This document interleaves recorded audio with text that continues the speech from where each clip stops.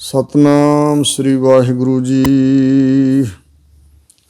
ਡੰਡੌਤ ਬੰਦਨਨ ਕਬਾਰ, ਸਰਬ ਕਲਾ ਸਮਰੱਥ। ਡੋਲਨ ਤੇ ਰਾਖੋ ਪ੍ਰਭੂ, ਨਾਨਕ ਦੇ ਕਰ ਹੱਥ।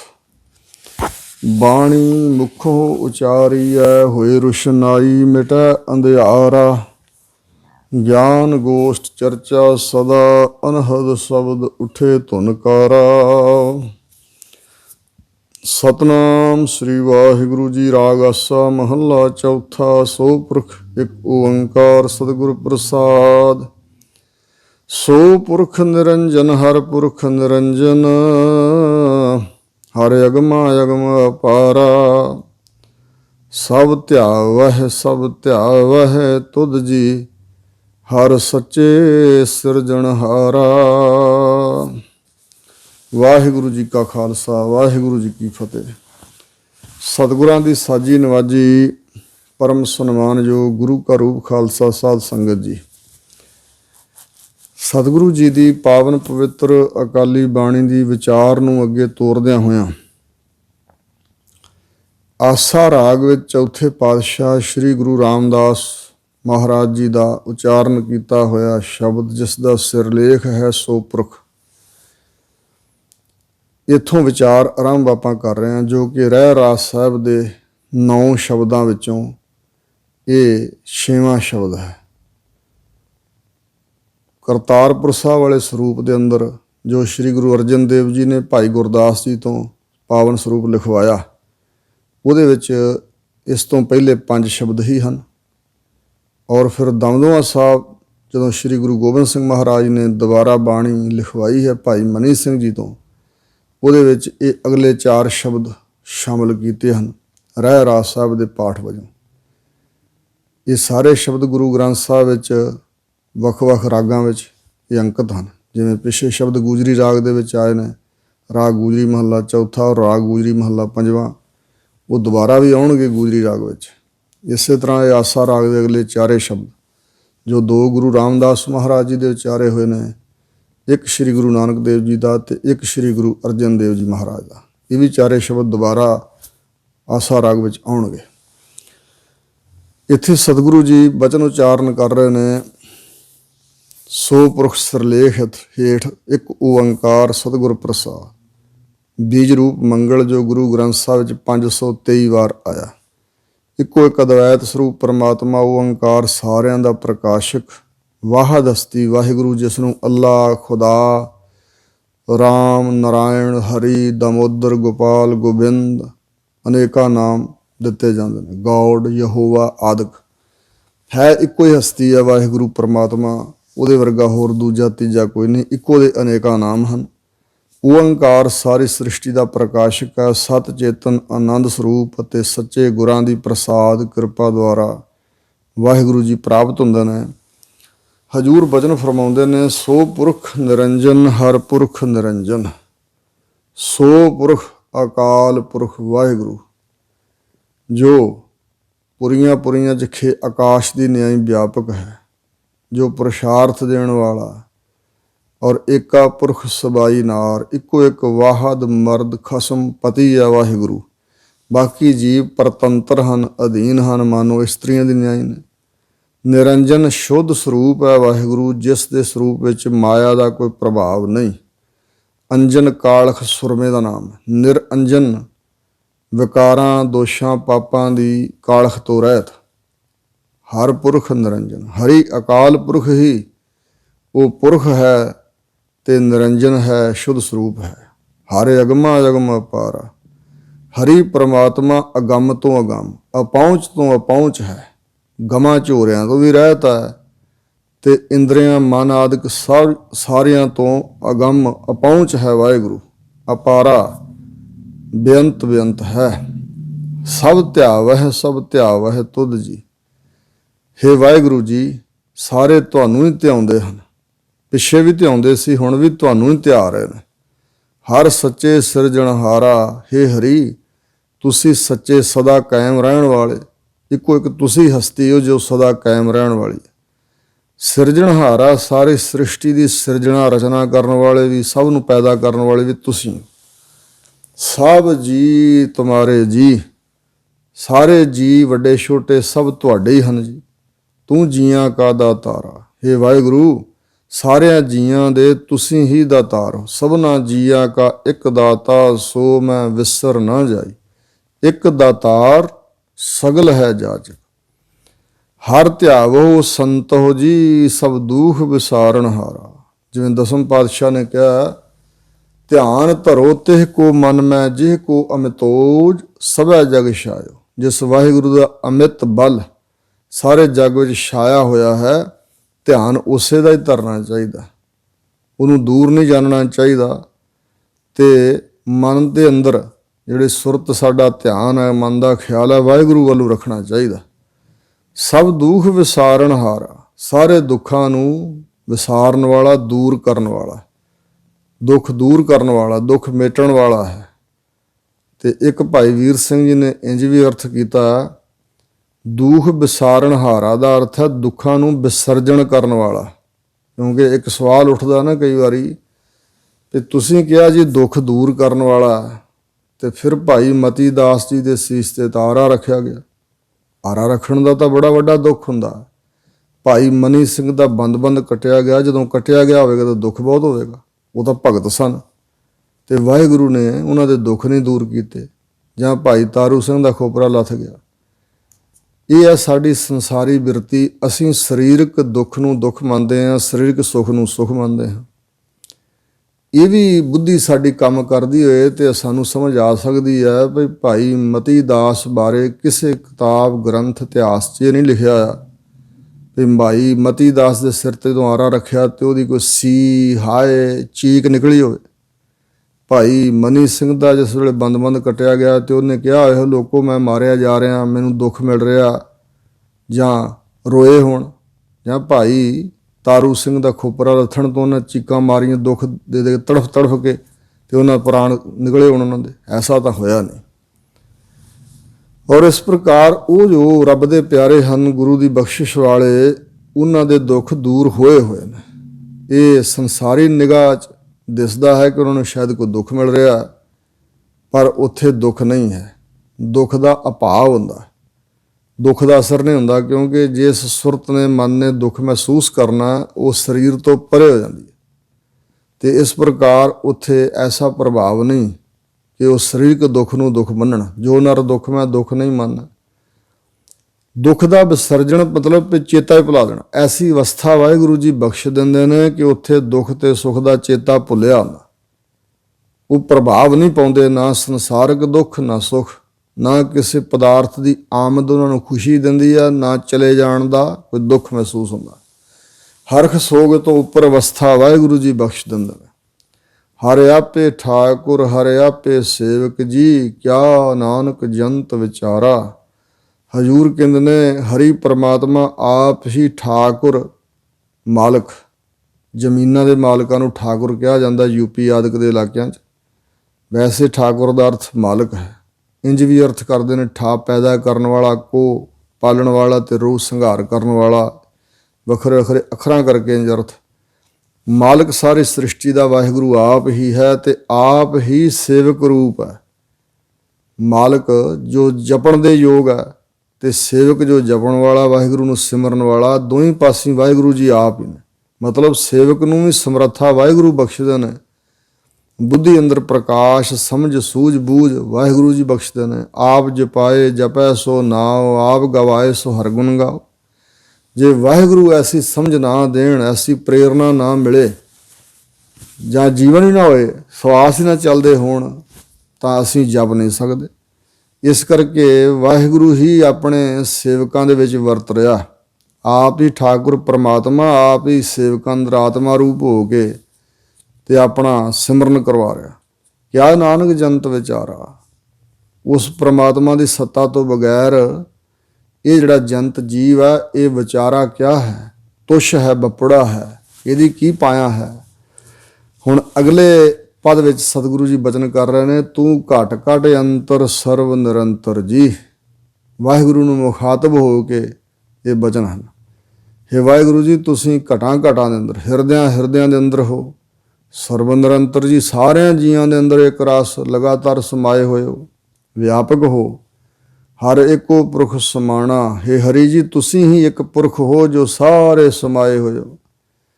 ਇੱਕ ਦਾਤੇ ਇੱਕ ਭਿਖਾਰੀ ਜੀ, ਇੱਕ ਦਾਤੇ, ਇੱਕ ਕੱਕੇ ਨੂੰ ਸਿਹਾਰੀ ਹੈ, ਇੱਕ ਬਚਨ ਦਾ ਬਹੁ ਵਚਨ, ਕੱਕੇ ਨੂੰ ਸਿਹਾਰੀ ਲੱਗਣ ਕਰਕੇ ਜੇ ਉਂਝ ਇੱਕ ਲਿਖੀਏ ਤੇ ਇੱਕ ਵਿਅਕਤੀ ਦਾ ਵਾਚਕ ਹੁੰਦਾ। ਜੇ ਕੱਕੇ ਨੂੰ ਸਿਹਾਰੀ ਲਾ ਦਿੱਤੀ ਤੇ ਇਹਦਾ ਮਤਲਬ ਕਿ ਕਈ, ਇੱਕ ਦਾਤੇ, ਕਈ ਤਾਂ ਤੂੰ ਦਾਤੇ ਬਣਾ ਦਿੱਤੇ ਹਨ। ਇੱਕ ਭਿਖਾਰੀ ਜੀ, ਇੱਕ ਪਾਸੇ ਕਈ ਭਿਖਾਰੀ ਵੀ ਤੂੰ ਹੀ ਬਣਾਏ ਹੋਏ ਨੇ। ਸਭ ਤੇਰੇ ਚੋਜ ਵਿਡਾਣਾ, ਹੇ ਵਾਹਿਗੁਰੂ ਜੀ ਇਹ ਸਾਰੇ ਜੋ ਚੋਜ, ਤਮਾਸ਼ੇ, ਵਿਨੋਦ, ਕੌਤਕ ਹਨ, ਇਹ ਬੜੇ ਵਿਡਾਣਾ ਅਸਚਰਜ ਹਨ। ਇਹ ਸਭ ਤੁਹਾਡੇ ਅਸਚਰਜ ਕੌਤਕ ਨੇ। ਤੂੰ ਆਪੇ ਦਾਤਾ ਆਪੇ ਭੁਗਤਾ ਜੀ। ਮਹਾਰਾਜ ਤੁਸੀਂ ਆਪ ਹੀ ਦਾਤਾ ਰੂਪ ਹੋ, ਦਾਤਾ ਦੇਣ ਵਾਲੇ, ਤੇ ਆਪ ਹੀ ਜੀਵ ਰੂਪ ਹੋ ਗਏ ਭੁਗਤਾ, ਭੋਗਤਾ, ਭੋਗਣ ਵਾਲੇ। ਸਭ ਘਟ ਭੋਗਵੈ ਅਲਿਪਤ ਰਹਿ, ਸਾਰਿਆਂ ਘਟਾਂ ਹਿਰਦਿਆਂ 'ਚ ਮਨੁ ਪਦਾਰਥਾਂ ਨੂੰ ਤੁਸੀਂ ਭੋਗ ਰਹੇ ਹੋ। ਹੈ ਤਾਂ ਵਾਹਿਗੁਰੂ ਜੀ ਨਿਰਲੇਪ। ਜੋ ਚੇਤਨ ਸੱਤਾ ਪਰਮੇਸ਼ਰ ਦੀ ਅੰਸ਼ ਹੈ, ਉਹਨੂੰ ਨਾ ਦੁੱਖ ਨਾ ਭੁੱਖ ਹੈ, ਭੁੱਖ ਪਿਆਸ ਤੋਂ ਰਹਿਤ ਹੈ। ਜੰਮਣਾ ਮਰਨਾ ਸਰੀਰਾਂ ਦਾ ਧਰਮ ਹੈ, ਭੁੱਖ ਪਿਆਸ ਪ੍ਰਾਣਾਂ ਦਾ ਧਰਮ ਹੈ, ਤੇ ਖੁਸ਼ੀ ਗਮੀ ਮਨ ਦਾ ਧਰਮ ਹੈ। ਆਤਮਾ ਵਿੱਚ ਇਹ 6 ਦੋਸ਼ ਹੈ ਨਹੀਂ। ਪਰ ਸੱਤਾ, ਆਤਮਾ ਦੀ ਸੱਤਾ ਤੋਂ ਬਗੈਰ ਨਾ ਮਨ ਕੁਛ ਫੁਰਨਾ ਕਰ ਸਕਦਾ, ਨਾ ਪ੍ਰਾਣ ਚੱਲ ਸਕਦੇ ਨੇ, ਨਾ ਸਰੀਰ ਹੀ ਖਾ ਪੀ ਸਕਦਾ। ਇਸ ਪ੍ਰਕਾਰ ਮਹਾਰਾਜ ਕਹਿੰਦੇ ਨੇ ਕਿ ਹੈ ਤਾਂ ਤੁਸੀਂ ਹੀ ਸਾਰਿਆਂ ਦੀ ਆਤਮਾ ਬਣੇ ਹੋਏ। ਹਾਂ ਤੁਧ ਬਿਨ ਅਵਰ ਨਾ ਜਾਣਾ। ਮਹਾਰਾਜ ਮੈਂ ਤਾਂ ਤੁਹਾਡੇ ਤੋਂ ਬਗੈਰ ਹੋਰ ਕਿਸੇ ਨੂੰ ਕੁਝ ਕਰਨ ਜੋਗਾ ਜਾਣਦਾ ਹੀ ਨਹੀਂ ਹਾਂ। ਤੂੰ ਪਾਰ ਬ੍ਰਹਮ ਬੇਅੰਤ ਬੇਅੰਤ ਜੀ, ਤੁਸੀਂ ਪਾਰ ਪਰੇ ਹੋ ਪਾਪਾਂ ਪੁੰਨਾਂ ਤੋਂ, ਸੰਸਾਰ ਤੋਂ ਪਰੇ ਹੋ। ਬ੍ਰਹਮ ਸ਼ੁੱਧ ਸਰੂਪ ਹੋ, ਵਿਰਾਟ ਰੂਪ ਹੋ, ਬੇਅੰਤ ਬੇਅੰਤ ਜੀ। ਪਿੱਛੇ ਵੀ ਬੇਅੰਤ ਸੀ, ਹੁਣ ਵੀ ਬੇਅੰਤ ਰੂਪ ਹੀ ਹੋ, ਤੁਹਾਡਾ ਕੋਈ ਅੰਤ ਥੋੜ੍ਹਾ ਪਾਇਆ ਗਿਆ। ਤੇਰੇ ਕਿਆ ਗੁਣ ਆਖ ਵਖਾਣਾ, ਹੇ ਵਾਹਿਗੁਰੂ ਜੀ ਤੁਹਾਡੀਆਂ ਖੂਬੀਆਂ, ਤੁਹਾਡੀਆਂ ਵਡਿਆਈਆਂ ਕਿਹੜੀਆਂ ਕਿਹੜੀਆਂ ਮੈਂ ਜ਼ਬਾਨ ਤੋਂ ਆਖ ਕੇ, ਬੋਲ ਕੇ ਵਖਾਣਾ, ਕਥਨ ਕਰਾਂ। ਜਿਹਵਾ ਏਕ ਕਵਨ ਗੁਣ ਕਹੀਐ, ਬੇਸ਼ੁਮਾਰ ਬੇਅੰਤ ਸੁਆਮੀ, ਤਿਰਵੰਤ ਨ ਕਿਨਹੀ ਲਹੀਐ। ਹੇ ਵਾਹਿਗੁਰੂ ਜੀ ਤੇਰੇ ਗੁਣ ਬਹੁਤੇ, ਮੈਂ ਏਕ ਨਾ ਜਾਣਿਆ। ਸੋ ਇਸ ਪ੍ਰਕਾਰ ਤੁਹਾਡੇ ਗੁਣ ਬਹੁਤ ਜ਼ਿਆਦਾ ਹਨ। ਕਿਹੜੇ ਕਿਹੜੇ ਕਥਨ ਕਰੀਏ। ਜੋ ਸੇਵਹਿ ਜੋ ਸੇਵਹਿ ਤੁਧ ਜੀ, ਹੇ ਵਾਹਿਗੁਰੂ ਜੀ ਜਿਹੜੇ ਤੁਹਾਨੂੰ ਸੇਵਦੇ ਸਿਮਰਦੇ ਹਨ ਹੁਣ, ਜੋ ਆਉਣ ਵਾਲੇ ਸਮੇਂ 'ਚ ਵੀ ਸੇਵਹਿ ਸਿਮਰਨ ਕਰਨਗੇ ਤੁਹਾਡਾ। ਜਨ ਨਾਨਕ ਤਿਨ ਕੁਰਬਾਣਾ। ਅਸੀਂ ਜਨ ਸੇਵਕ, ਸ਼੍ਰੀ ਗੁਰੂ ਰਾਮਦਾਸ ਮਹਾਰਾਜ ਕਹਿੰਦੇ ਨੇ ਇਹ ਜਨ ਸੇਵਕ ਆਪਣੇ ਆਪ ਨੂੰ ਕਹਿ ਰਹੇ ਨੇ, ਉਹਨਾਂ ਤੋਂ ਕੁਰਬਾਨ ਹੈ। ਹਉ ਕੁਰਬਾਨਾ ਜਾਓ ਮਿਹਰਬਾਨਾ, ਹਉ ਕੁਰਬਾਨਾ ਜਾਓ, ਹਉ ਕੁਰਬਾਨਾ ਜਾਓ ਤਿਨਾ ਕਹਿ ਲੈਣ ਜੋ ਤੇਰਾ ਨਾਉ, ਲੈਣ ਜੋ ਤੇਰਾ ਨਾਉ ਤਿਨਾ ਕਹਿਓ ਸਦ ਕੁਰਬਾਨਾ ਜਾਓ। ਸੋ ਇਸ ਪ੍ਰਕਾਰ ਭਾਈ ਗੁਰਦਾਸ ਨੇ ਵੀ ਜਿਵੇਂ ਕਿਹਾ ਕਿ ਕੁਰਬਾਨੀ ਤਿੰਨਾਂ ਗੁਰਸਿੱਖਾਂ, ਪਿਛਲ ਰਾਤੀ ਉੱਠ ਬਹੰਦੇ, ਕੁਰਬਾਨੀ ਤਿੰਨਾਂ ਗੁਰਸਿੱਖਾਂ, ਅੰਮ੍ਰਿਤ ਵੇਲਾ ਸਰਨਾ ਬੰਦੇ। ਕੁਰਬਾਨੀ ਤਿੰਨਾਂ ਗੁਰਸਿੱਖਾਂ ਹੋ, ਇੱਕ ਮਨ ਗੁਰ ਜਾਪ ਜਪੰਦੇ ਆਦਿਕ। ਜਿਹੜੇ ਇਸ ਤਰ੍ਹਾਂ ਸਿਮਰਨ ਕਰਨ ਵਾਲੇ ਹਨ, ਉਹਨਾਂ ਤੋਂ ਅਸੀਂ ਕੁਰਬਾਨ ਜਾਂਦੇ ਹਾਂ। ਹਰ ਧਿਆਵਹਿ ਹਰ ਧਿਆਵਹਿ ਤੁਧ ਜੀ, ਹੇ ਵਾਹਿਗੁਰੂ ਜੀ ਜਿਹੜੇ ਤੁਹਾਨੂੰ ਧਿਆਉਂਦੇ ਹਨ, ਜਿਹੜੇ ਆਉਣ ਵਾਲੇ ਸਮੇਂ 'ਚ ਤੁਹਾਡਾ ਧਿਆਨ ਧਰਨਗੇ, ਜਿਹੜੇ ਤੁਹਾਨੂੰ ਸਿਮਰਦੇ ਹਨ, ਯਾਦ ਕਰਦੇ ਹਨ, ਸੇ ਜਨ ਜੁਗ ਮਹਿ ਸੁਖ ਵਾਸੀ। ਉਹਨਾਂ ਨੂੰ ਫਲ ਕੀ ਮਿਲਦਾ ਜੀ। ਮਹਾਰਾਜ ਕਹਿੰਦੇ ਨੇ ਸੇ ਜਨ, ਉਹ ਜਨ, ਸੇ ਬਹੁ ਵਚਨ ਹੈ, ਸੋ ਇੱਕ ਵਚਨ ਹੁੰਦਾ। ਉਹ ਜਦ ਸਾਰੇ ਜਿਹੜੇ ਜਨ ਹਨ, ਯੁੱਗ ਜ਼ਮਾਨੇ ਅੰਦਰ, ਹਰੇਕ ਯੁੱਗ ਦੇ ਅੰਦਰ, ਭਾਵੇਂ ਸਤਯੁਗ, ਤ੍ਰੇਤਾ, ਦੁਆਪਰ ਜਾਂ ਕਲਯੁਗ ਹੈ, ਯੁੱਗ ਜ਼ਮਾਨੇ ਅੰਦਰ, ਯੁੱਗ ਸੰਸਾਰ ਦੇ ਅੰਦਰ, ਹਰੇਕ ਯੁੱਗ ਸਮੇਂ ਅੰਦਰ ਉਹ ਸੁੱਖਾਂ ਦੇ ਵਾਸੀ ਹੋਣਗੇ। ਉਹਨਾਂ ਦਾ ਆਤਮਿਕ ਸੁੱਖ ਵਿੱਚ ਨਿਵਾਸ ਹੋਵੇਗਾ, ਹੁੰਦਾ ਹੈ, ਪਿੱਛੇ ਸੀ, ਹੁਣ ਹੈ, ਅੱਗੇ ਨੂੰ ਵੀ ਉਹਨਾਂ ਦਾ ਆਤਮਿਕ ਸੁੱਖ ਵਿੱਚ ਨਿਵਾਸ ਹੋਵੇਗਾ। ਕਿਉਂਕਿ ਬਾਕੀ ਜੋ ਸੰਸਾਰ ਦੇ ਸੁੱਖ ਸਾਨੂੰ ਦਿਸ ਰਹੇ ਨੇ, ਹਜ਼ੂਰ ਕਹਿੰਦੇ ਨੇ ਸੁਖ ਨਾਹੀਂ ਬਹੁਤੈ ਧਨ ਖਾਟੇ, ਸੁਖ ਨਾਹੀਂ ਪੇਖੇ ਨਿਰਤ ਨਾਟੇ, ਸੁਖ ਨਾਹੀਂ ਬਹੁ ਦੇਸ਼ ਕਮਾਏ, ਸਰਬ ਸੁਖਾ ਹਰ ਹਰ ਗੁਣ ਗਾਏ। ਡਿੱਠਾ ਸਭ ਸੰਸਾਰ ਸੁਖ ਨਾ ਨਾਮ ਬਿਨ, ਸੁਖ ਨਾਹੀ ਰੇ ਹਰ ਭਗਤ ਬਿਨਾ। ਸੋ ਇਸ ਕਰਕੇ ਜਿਹੜੇ ਵਾਹਿਗੁਰੂ ਨੂੰ ਸਿਮਰਦੇ ਹਨ, ਅਰਾਧਦੇ, ਧਿਆਉਂਦੇ ਹਨ, ਵਾਹਿਗੁਰੂ ਦਾ ਧਿਆਨ ਧਰਦੇ ਨੇ, ਉਹ ਹਰ ਸਮੇਂ ਦੇ ਅੰਦਰ ਸੁੱਖਾਂ ਵਿੱਚ ਨਿਵਾਸ ਕਰਦੇ ਨੇ। ਸੇ ਮੁਕਤ ਸੇ ਮੁਕਤ ਭਏ ਜਿਨ ਹਰ ਧਿਆਇਆ ਜੀ। ਹਾਂ ਮਹਾਰਾਜ, ਜਿਨ੍ਹਾਂ ਨੇ ਤੁਹਾਨੂੰ ਹਰੀ ਜੀ ਧਿਆਇਆ ਹੈ ਉਹ ਪਿੱਛੇ ਵੀ ਮੁਕਤ ਹੋਏ, ਹੁਣ ਵੀ ਮੁਕਤ ਰੂਪ ਨੇ, ਆਉਣ ਵਾਲੇ ਸਮੇਂ 'ਚ ਵੀ ਮੁਕਤ ਰੂਪ ਹੀ ਹੋਣਗੇ ਜਿਨ੍ਹਾਂ ਨੇ ਤੁਹਾਡਾ ਧਿਆਨ ਧਰਨਾ ਹੋਇਆ। ਤਿੰਨ ਟੂਟੀ ਜਮ ਕੀ ਫਾਸੀ, ਉਹਨਾਂ ਦੀ ਟੁੱਟ ਗਈ ਹੈ ਜਮਾਂ ਦੀ ਫਾਸੀ। ਉਹਨਾਂ ਦੇ ਗਲ 'ਚ ਜਮਾਂ ਦੀ ਫਾਹੀ ਨਹੀਂ ਪਵੇਗੀ, ਉਹ ਸੁਤੰਤਰ ਹੋ ਚੁੱਕੇ ਨੇ। ਹੁਣ ਫਾਹੀ ਪੈਣ ਦਾ ਕੋਈ ਚਾਂਸ ਨਹੀਂ ਹੈ। ਐਸਾ ਨਹੀਂ ਹੋਵੇਗਾ ਕਿ ਉਹਨਾਂ ਦੇ ਗਲ 'ਚ ਫਿਰ ਵੀ ਫਾਹੀ ਪਵੇਗੀ ਤੁਹਾਡਾ ਸਿਮਰਨ ਕਰਨ ਦੇ ਬਾਵਜੂਦ ਵੀ, ਨਹੀਂ। ਤੁਹਾਡੇ ਚਰਨਾਂ ਨਾਲ ਜੁੜਨ ਕਰਕੇ ਉਹ ਸੁਤੰਤਰ ਆਜ਼ਾਦ ਹੋਏ ਹਨ, ਵਿਕਾਰਾਂ ਵੱਲੋਂ, ਸੰਸਾਰ ਵੱਲੋਂ, ਸਭ ਪਾਸਿਆਂ ਤੋਂ ਸੁਤੰਤਰ ਆਜ਼ਾਦ ਹਨ, ਵਾਸ਼ਨਾਵਾਂ ਵੱਲੋਂ। ਇਸ ਕਰਕੇ ਫਿਰ ਜਮਾਂ ਦੀ ਫਾਹੀ ਵੀ ਉਹਨਾਂ ਦੀ ਟੁੱਟ ਗਈ ਹੈ। ਜਿਨ ਨਿਰਭਉ ਜਿਨ ਹਰ ਨਿਰਭਉ ਧਿਆਇਆ ਜੀ। ਹਜ਼ੂਰ ਬਚਨ ਕਰਦੇ ਨੇ ਕਿ ਰੱਬ ਦੇ ਪਿਆਰੇ ਜੋ ਸਿਮਰਨ ਵਾਲੇ ਹਨ, ਜਮਾਂ ਦੀ ਫਾਹੀ ਤੋਂ ਉਹਨਾਂ ਦੇ ਗਲ ਕੀ ਪੈਣੀ ਹੈ। ਧਰਮ ਰਾਜਾ ਵੀ ਅੱਗੋਂ ਭੇਟਾ ਲੈ ਕੇ ਮਿਲਦਾ।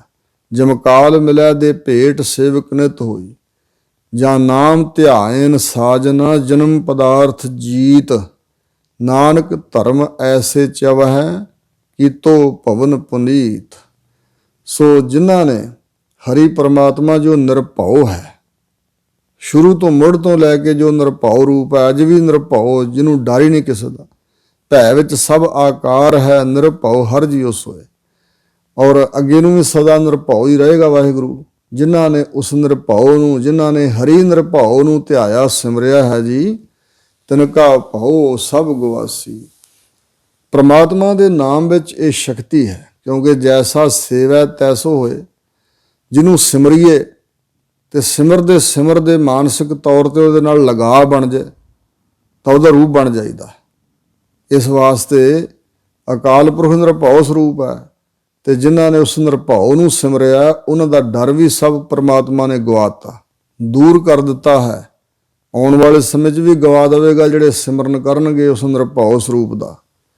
ਨਿਰਭਉ ਜਪੈ ਸਗਲ ਭਉ ਮਿਟੈ, ਜਿਨ ਸੇਵਿਆ ਮੇਰਾ ਹਰ ਜੀ। ਮੇਰੇ ਹਰੀ ਪਰਮਾਤਮਾ ਨੂੰ ਜਿਨ੍ਹਾਂ ਨੇ ਸੇਵਿਆ ਸੀ ਪਿੱਛੇ, ਜਿਹੜੇ ਹੁਣ ਸੇਵਦੇ ਸਿਮਰਦੇ ਨੇ, ਯਾਦ ਕਰਦੇ ਹਨ। ਜਿਨ੍ਹਾਂ ਨੇ ਸੇਵਾ ਕੀਤੀ ਹੈ ਵਾਹਿਗੁਰੂ ਦੀ ਮਨ ਕਰਕੇ, ਜਿਨ੍ਹਾਂ ਨੇ ਹੁਣ ਸੇਵਿਆ ਸਿਮਰਿਆ ਹੈ ਵਾਹਿਗੁਰੂ ਨੂੰ, ਤੇ ਹਰ ਹਰ ਰੂਪ ਸਮਾਸੀ।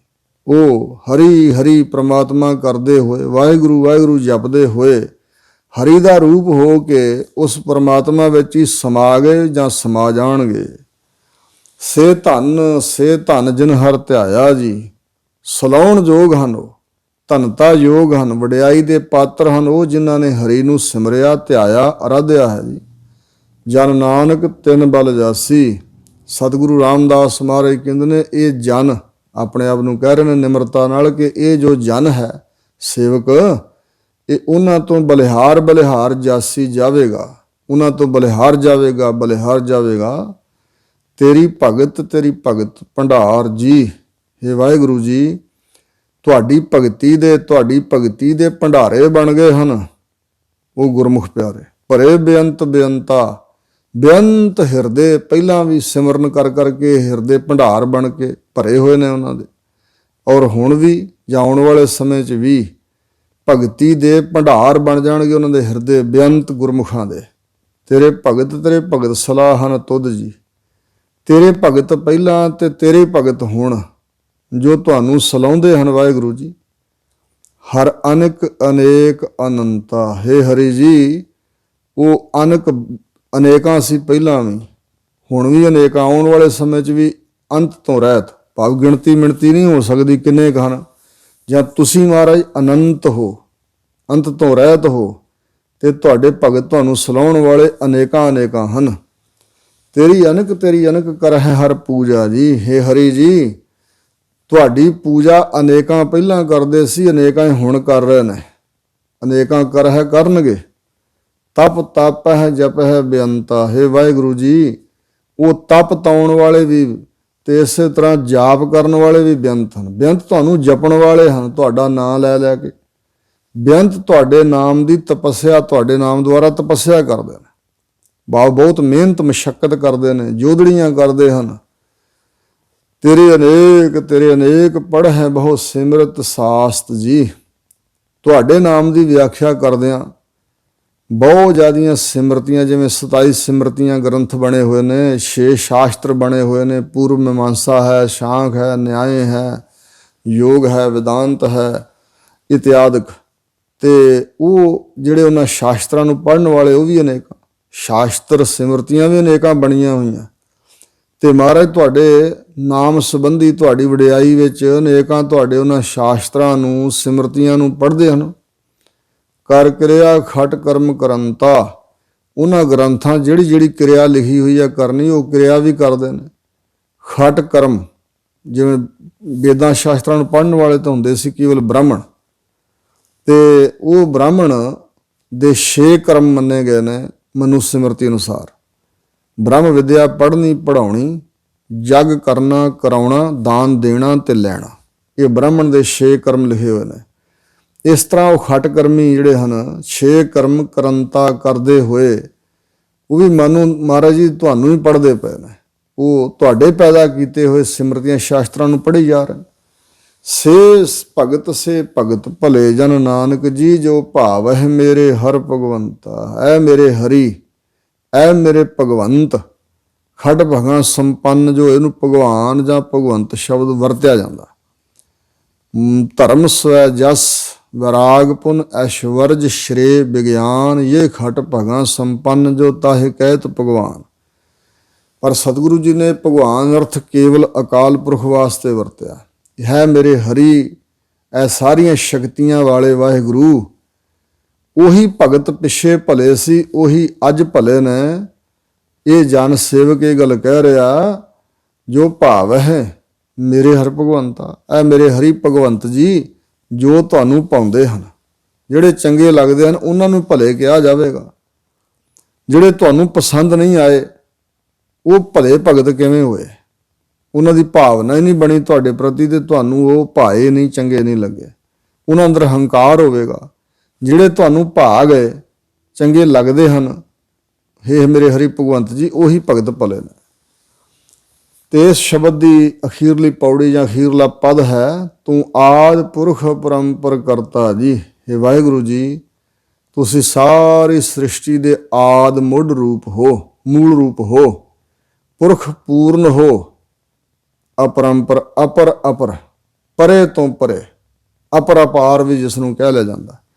ਅਪਰੰਪਰ ਹੋ ਸੱਚੇ ਪਾਤਸ਼ਾਹ। ਇਸ ਸ੍ਰਿਸ਼ਟੀ ਤੋਂ ਪਰੇ ਦੇਵ ਮੰਨੇ ਨੇ, ਤੇ ਦੇਵਤਿਆਂ ਤੋਂ ਵੀ ਪਰੇ ਹੋ, ਉੱਪਰ ਤੋਂ ਉੱਪਰ ਹੋ ਮਹਾਰਾਜ।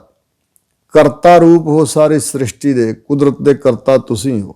ਤੁਸਾਂ ਸਭ ਕੁਝ ਬਣਾਇਆ, ਤੁਧ ਜੇ ਵਡਵਰ ਨਾ ਕੋਈ। ਤੁਹਾਡੇ ਜਿੱਡਾ ਵੱਡਾ ਹੋਰ ਦੂਜਾ ਕੋਈ ਨਹੀਂ।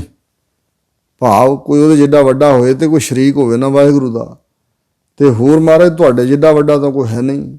ਤੁਸੀਂ, ਤੂੰ ਜੁਗ ਜੁਗ ਇੱਕ ਹੋ, ਸਦਾ ਸਦਾ ਤੂੰ ਇੱਕ ਹੋ ਜੀ। ਹੇ ਵਾਹਿਗੁਰੂ ਜੀ, ਹਰੇਕ ਜੁਗ ਜੁਗ ਦੇ ਅੰਦਰ ਤੁਸੀਂ ਇੱਕ ਹੋ। ਆਉਣ ਵਾਲੇ ਸਮੇਂ 'ਚ ਵੀ ਸਦਾ ਸਦਾ ਲਈ ਇੱਕ ਸਰੂਪ ਹੀ ਹੋਵੋਗੇ। ਤੂੰ ਨੇਚਲ ਕਰਤਾ ਸੋਈ, ਉਹੀ ਕਰਤਾ ਜਿਸ ਨੇ ਸ੍ਰਿਸ਼ਟੀ ਸਾਜੀ ਸੀ ਮਹਾਰਾਜ। ਤੁਸੀਂ ਹੋ ਨੇਚਲ ਅਚਲ ਹੋ। ਸੋਈ ਜਿਹੜਾ ਉਦੋਂ ਸੀ, ਹੁਣ ਵੀ, ਆਉਣ ਵਾਲੇ ਸਮੇਂ 'ਚ ਵੀ ਉਹੀ ਤੁਸੀਂ ਰਹੋਗੇ। ਅਚਲ ਸਰੂਪ, ਜਿਸ ਦੇ ਸਰੂਪ ਵਿੱਚ ਚਲਾਏ ਮਾਨਗੀ ਨਹੀਂ। ਸੋ ਇਸ ਪ੍ਰਕਾਰ ਤੁਧ ਆਪੇ ਭਾਵੈ ਸੋਈ ਵਰਤੈ ਜੀ। ਜੋ ਕੁਝ ਤੁਹਾਨੂੰ ਮਹਾਰਾਜ ਆਪ ਨੂੰ ਪਾਉਂਦਾ ਚੰਗਾ ਲੱਗਦਾ, ਉਹੀ ਵਰਤ ਵਰਤਾਰਾ ਸੰਸਾਰ ਵਿੱਚ ਕੁਦਰਤ ਅੰਦਰ ਵਰਤਦਾ ਹੈ। ਤੂੰ ਆਪੇ ਕਰਹਿ ਸੋ ਹੋਈ। ਜੋ ਕੁਛ ਤੁਸੀਂ ਆਪ ਖੁਦ ਕਰਦੇ ਹੋ ਉਹੀ ਹੋਈ, ਹੁੰਦਾ ਹੈ ਤੇ ਹੋਵੇਗਾ। ਹੁਣ ਵਰਤ ਰਿਹਾ ਤੁਹਾਡੇ ਭਾਣੇ ਅੰਦਰ, ਜੋ ਅੱਗੇ ਨੂੰ ਵੀ ਤੁਸੀਂ ਕਰੋਗੇ ਉਹੀ ਹੋਵੇਗਾ। ਤੁਧ ਆਪੇ ਸ੍ਰਿਸ਼ਟ ਸਭ ਉਪਾਈ ਜੀ। ਇਹ ਸਾਰੀ ਸ੍ਰਿਸ਼ਟੀ ਵਾਹਿਗੁਰੂ ਜੀ ਤੁਸਾਂ ਆਪ ਹੀ ਉਪਾਈ ਪੈਦਾ ਕੀਤੀ ਹੈ। ਇਹ ਸ੍ਰਿਸ਼ਟੀ ਦੀ ਪੈਦਾਇਸ਼, ਇਹਨੂੰ ਰਚਣਾ, ਪੈਦਾ ਕਰਨਾ, ਸਿਰਜਣਾ, ਇਹ ਤੁਹਾਡਾ ਕੰਮ ਹੈ। ਤੁਧ ਆਪੇ ਸਿਰਜ ਸਭ ਗੋਈ। ਇਸ ਸ੍ਰਿਸ਼ਟੀ ਨੂੰ ਉਪਾ ਕੇ ਸਿਰਜ ਕੇ ਫਿਰ ਅੰਤ ਨੂੰ ਤੁਸੀਂ ਹੀ ਨਾਸ ਕਰਦੇ ਹੋ। ਗੋਈ ਮੈਨੇ ਮਿਲਾਈ, ਛਪਾਈ, ਗੁਪਤ ਕਰ ਦਿੱਤੀ। ਭਾਵ ਤੁਸੀਂ ਹੀ ਮੁੜ ਕੇ ਨਾਸ ਕਰ ਦਿੰਦੇ ਹੋ। ਜਨ ਨਾਨਕ ਗੁਣ ਗਾਵੈ ਕਰਤੇ ਕੇ ਜੀ। ਸ਼੍ਰੀ ਗੁਰੂ ਰਾਮਦਾਸ ਮਹਾਰਾਜ ਕਹਿੰਦੇ ਨੇ, ਇਸ ਕਰਕੇ ਇਹ ਜਨ ਦਾਸ ਬਣ ਕੇ ਕਰਤੇ ਅਕਾਲ ਪੁਰਖ ਦੇ ਗੁਣਾਂ ਨੂੰ ਵਗਾਉਂਦਾ ਹੈ। ਜੋ ਸਭ ਸਹਿ ਕਾ ਜਾਣੋਏ। ਜੋ ਵਾਹਿਗੁਰੂ ਪਰਮਾਤਮਾ ਸਭਨਾ ਬਾਰੇ ਜਾਣਦਾ ਹੈ, ਸਾਰਿਆਂ ਦਾ ਜਾਣਕਾਰ ਹੈ। ਵਾਹਿਗੁਰੂ ਪ੍ਰਮਾਤਮਾ ਸਭ ਦੇ ਹਿਰਦਿਆਂ ਦੀ ਜਾਣਦਾ, ਸਭ ਦੀਆਂ ਭਾਵਨਾਵਾਂ ਦੀ ਜਾਣਦਾ, ਸਭ ਦੀਆਂ ਲੋੜਾਂ ਬਾਰੇ ਜਾਣਦਾ। ਵਾਹਿਗੁਰੂ ਐਡਾ ਵੱਡਾ ਜਾਣਕਾਰ ਹੈ।